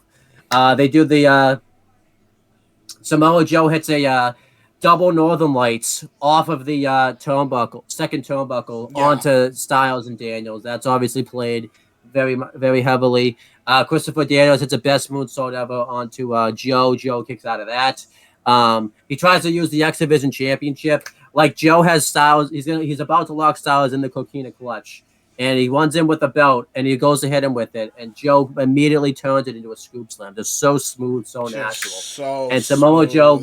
Yeah. looks at the belt and was just like, "You were gonna use this, huh? You were gonna use this." And the belt ref's trying to take it away from him, and Daniels kicks the belt right into his face and hits a sliced Dude, bread number I one was on like, the woman. it's no DQ and a triple threat, and I'm like, God, why are you doing this? And then I'm like, no, I forgive it now because they used the fucking Insigiri. What a fucking spot, and it was Yeah, clean with this, so clean. yeah. This match is just insane. Like I can't even like begin to. I don't even think I could break down every spot like in the match. Like you really, sometimes it's one of those matches like you really gotta go watch. Like it's You have to excellent. watch it for yourself. Yeah. Eventually, I love the finish, by the way, because I don't even know what the finish is. Joe tries to go for fucking spear through the ropes to fucking destroy Daniels, right? Daniels moves out of the way because it was like an oncoming free trade. So fucking Joe crashes and burns to the outside, Mm-hmm. and Like then it this is gets to the the finish. AJ Styles. So Daniels goes for the Angels wins, After a and bunch AJ of Styles, counters, by the way, they're just counter wrestling at this point. yeah, and AJ Styles turned it into a Northern Lights Butterfly bridge. suplex into a Yeah, bridge and gets the 3 count. Nobody won with their finisher. They got a surprise pin off a like standard wrestling yeah. suplex The way to that get the W. the finish really protected everybody because Daniels did not expect to get pinned. Joe doesn't get pinned in the match, so he keeps his undefeated streak alive. And in a sense, it was Daniels' own fault that he lost because he insisted on having AJ Styles dealt with, and he was unable to deal with him. And had he just won the X Cup, it was really good stuff. This match is 5 stars all day. The best Yeah. I don't know if it's the best triple threat match I've ever seen, but easily top I three. think it's easily the best triple threat match of all time, and that's Yeah. saying a lot considering we just got done watching Backlash Backlash '04.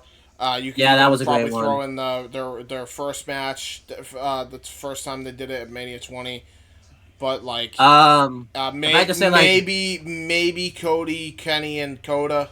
Maybe I haven't the seen one that match, so I can't really give an opinion. I would throw another one. I would throw in as the Royal Rumble 2015 one with Seth, Cena, and Brock. That was a great one. But yeah, this is the cream of the crop, I think, Yeah. of triple threat matches. And this triple threat, I feel like what the best thing about this triple threat matches is this really sets up a lot of matches between these guys. Oh yeah.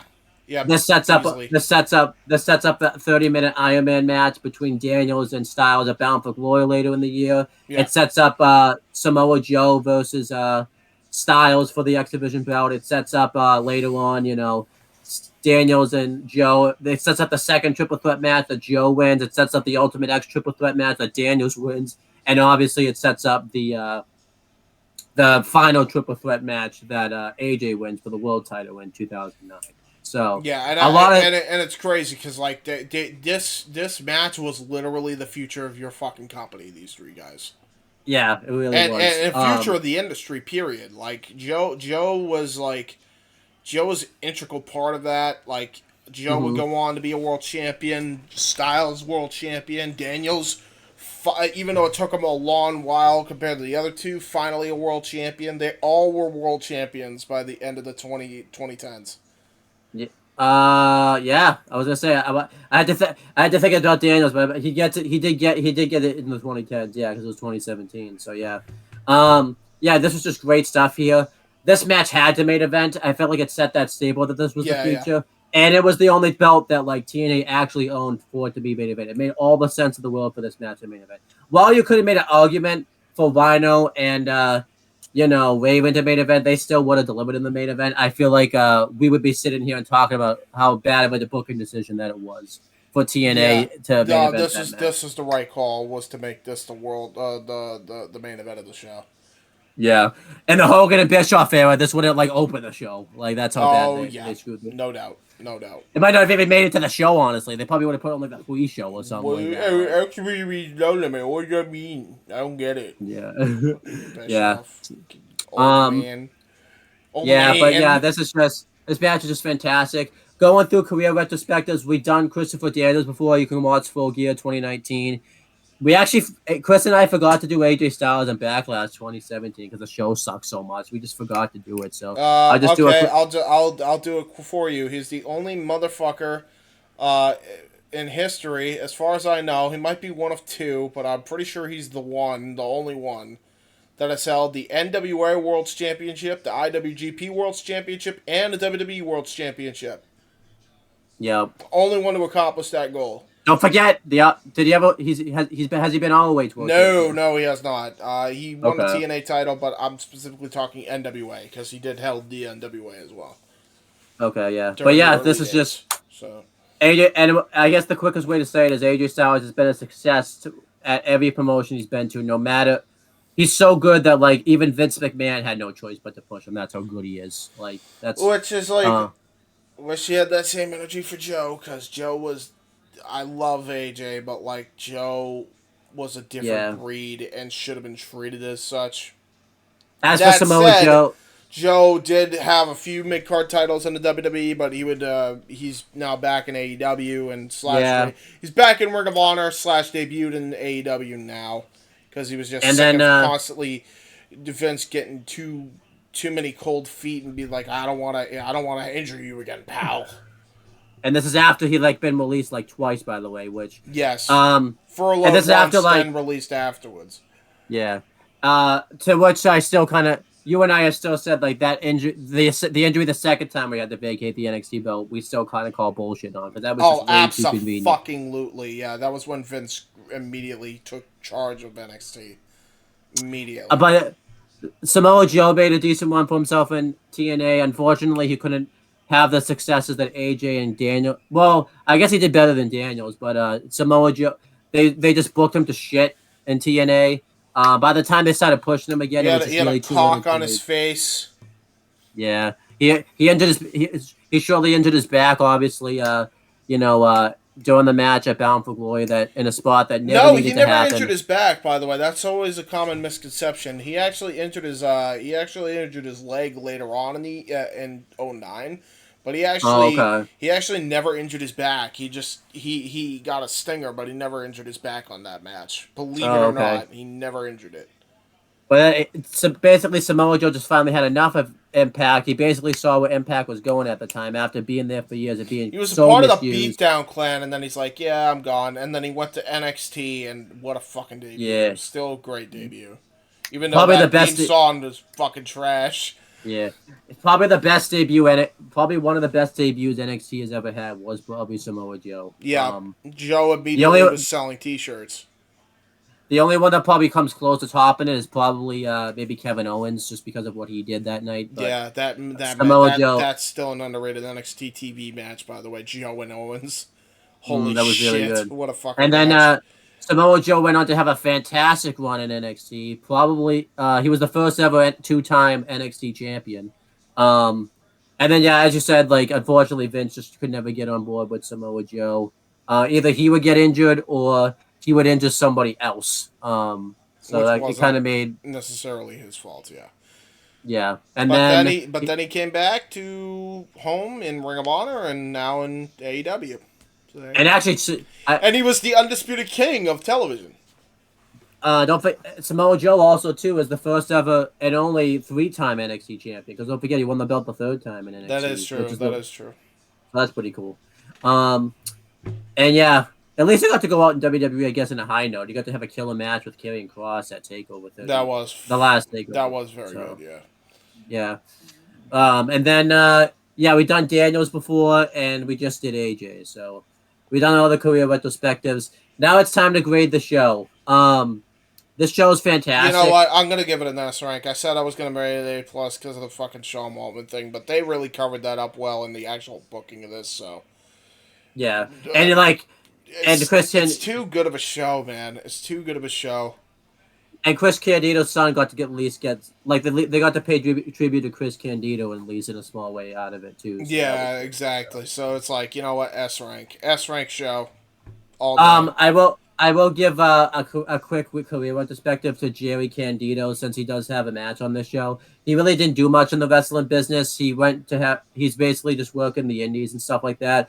Because he really was, as you could tell, he really wasn't ready to be in the ring at that time. So that's why they haven't done anything with him. I don't know why he hasn't been back in the business since, but yeah, again, yeah, this show is just an S-rank show. This show really set the standard for what wrestling could have been and how TNA was really that alternative.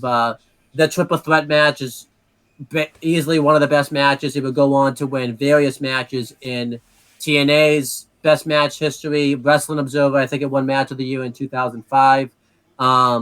It was just really. I don't think the show necessarily won Best Show of the Year. I think there's another show that topped it. I don't know what show it was. I guess I can look that up real quick since that's as easy thing to look up. It would have been Slammiversary 08, more than likely. Well, this is 05, so I think it meant Summerversary 05. But yeah, just but basically wrestling news sites and everything like that lauded this match. The Dave Meltzer rated this match 5 stars, which I think it's like one of the only matches of TNA. I think there's other matches, but it's like one of the only matches in TNA that got like a 5-star rating system. Yep. So, just an insane show. Great show. And the Great show. Top and to the bottom. I just can't believe too how great this show is. And then so For a hell of a tribute show for the Fallen, I guess, or the Unbreakable. yeah, it's a shame they didn't do the show again until 2019. I kind of wish they would have make it I'm like a glad fight it was for the a Fallen. one and done though. How are you gonna top the first one? You know. Yeah, you really couldn't have the first one. I guess because I know Fight for the Fallen became that show that's like for charity and all that type of stuff. Yeah. But yeah, this show was just fantastic. Great show. Yeah, nothing that we survived our first TNA retro, and this almost didn't happen for bullshit reasons. So Pretty much to the point where now we're exhausted. So I'm gonna call an audible. So everyone, you see this? This is gonna be a thing. Go check out everything here on the iCard, and then you're gonna also check out everything in the end screen. That's our plugs, because I'm too tired, and so is he. yeah. But with that said, do you want to do your catchphrase? Quick. Since we're recording this in the past, we will talk to you guys in the future, and I'm gonna be in North Carolina during that time. So there you go. You gotta be modest, Carolina. Dun, No. dun, dun, dun, dun, dun. Not any of that. Modest at the top. At the top of my profession. We doing all the classics, you heard it, then I grabbed it. Flow like Method Man, then run like I'm Rabbit. Soon as I hear the bass line, it be my FaceTime. Music's in my veins, so just in case I'm without my iPod or a media player, I'll check my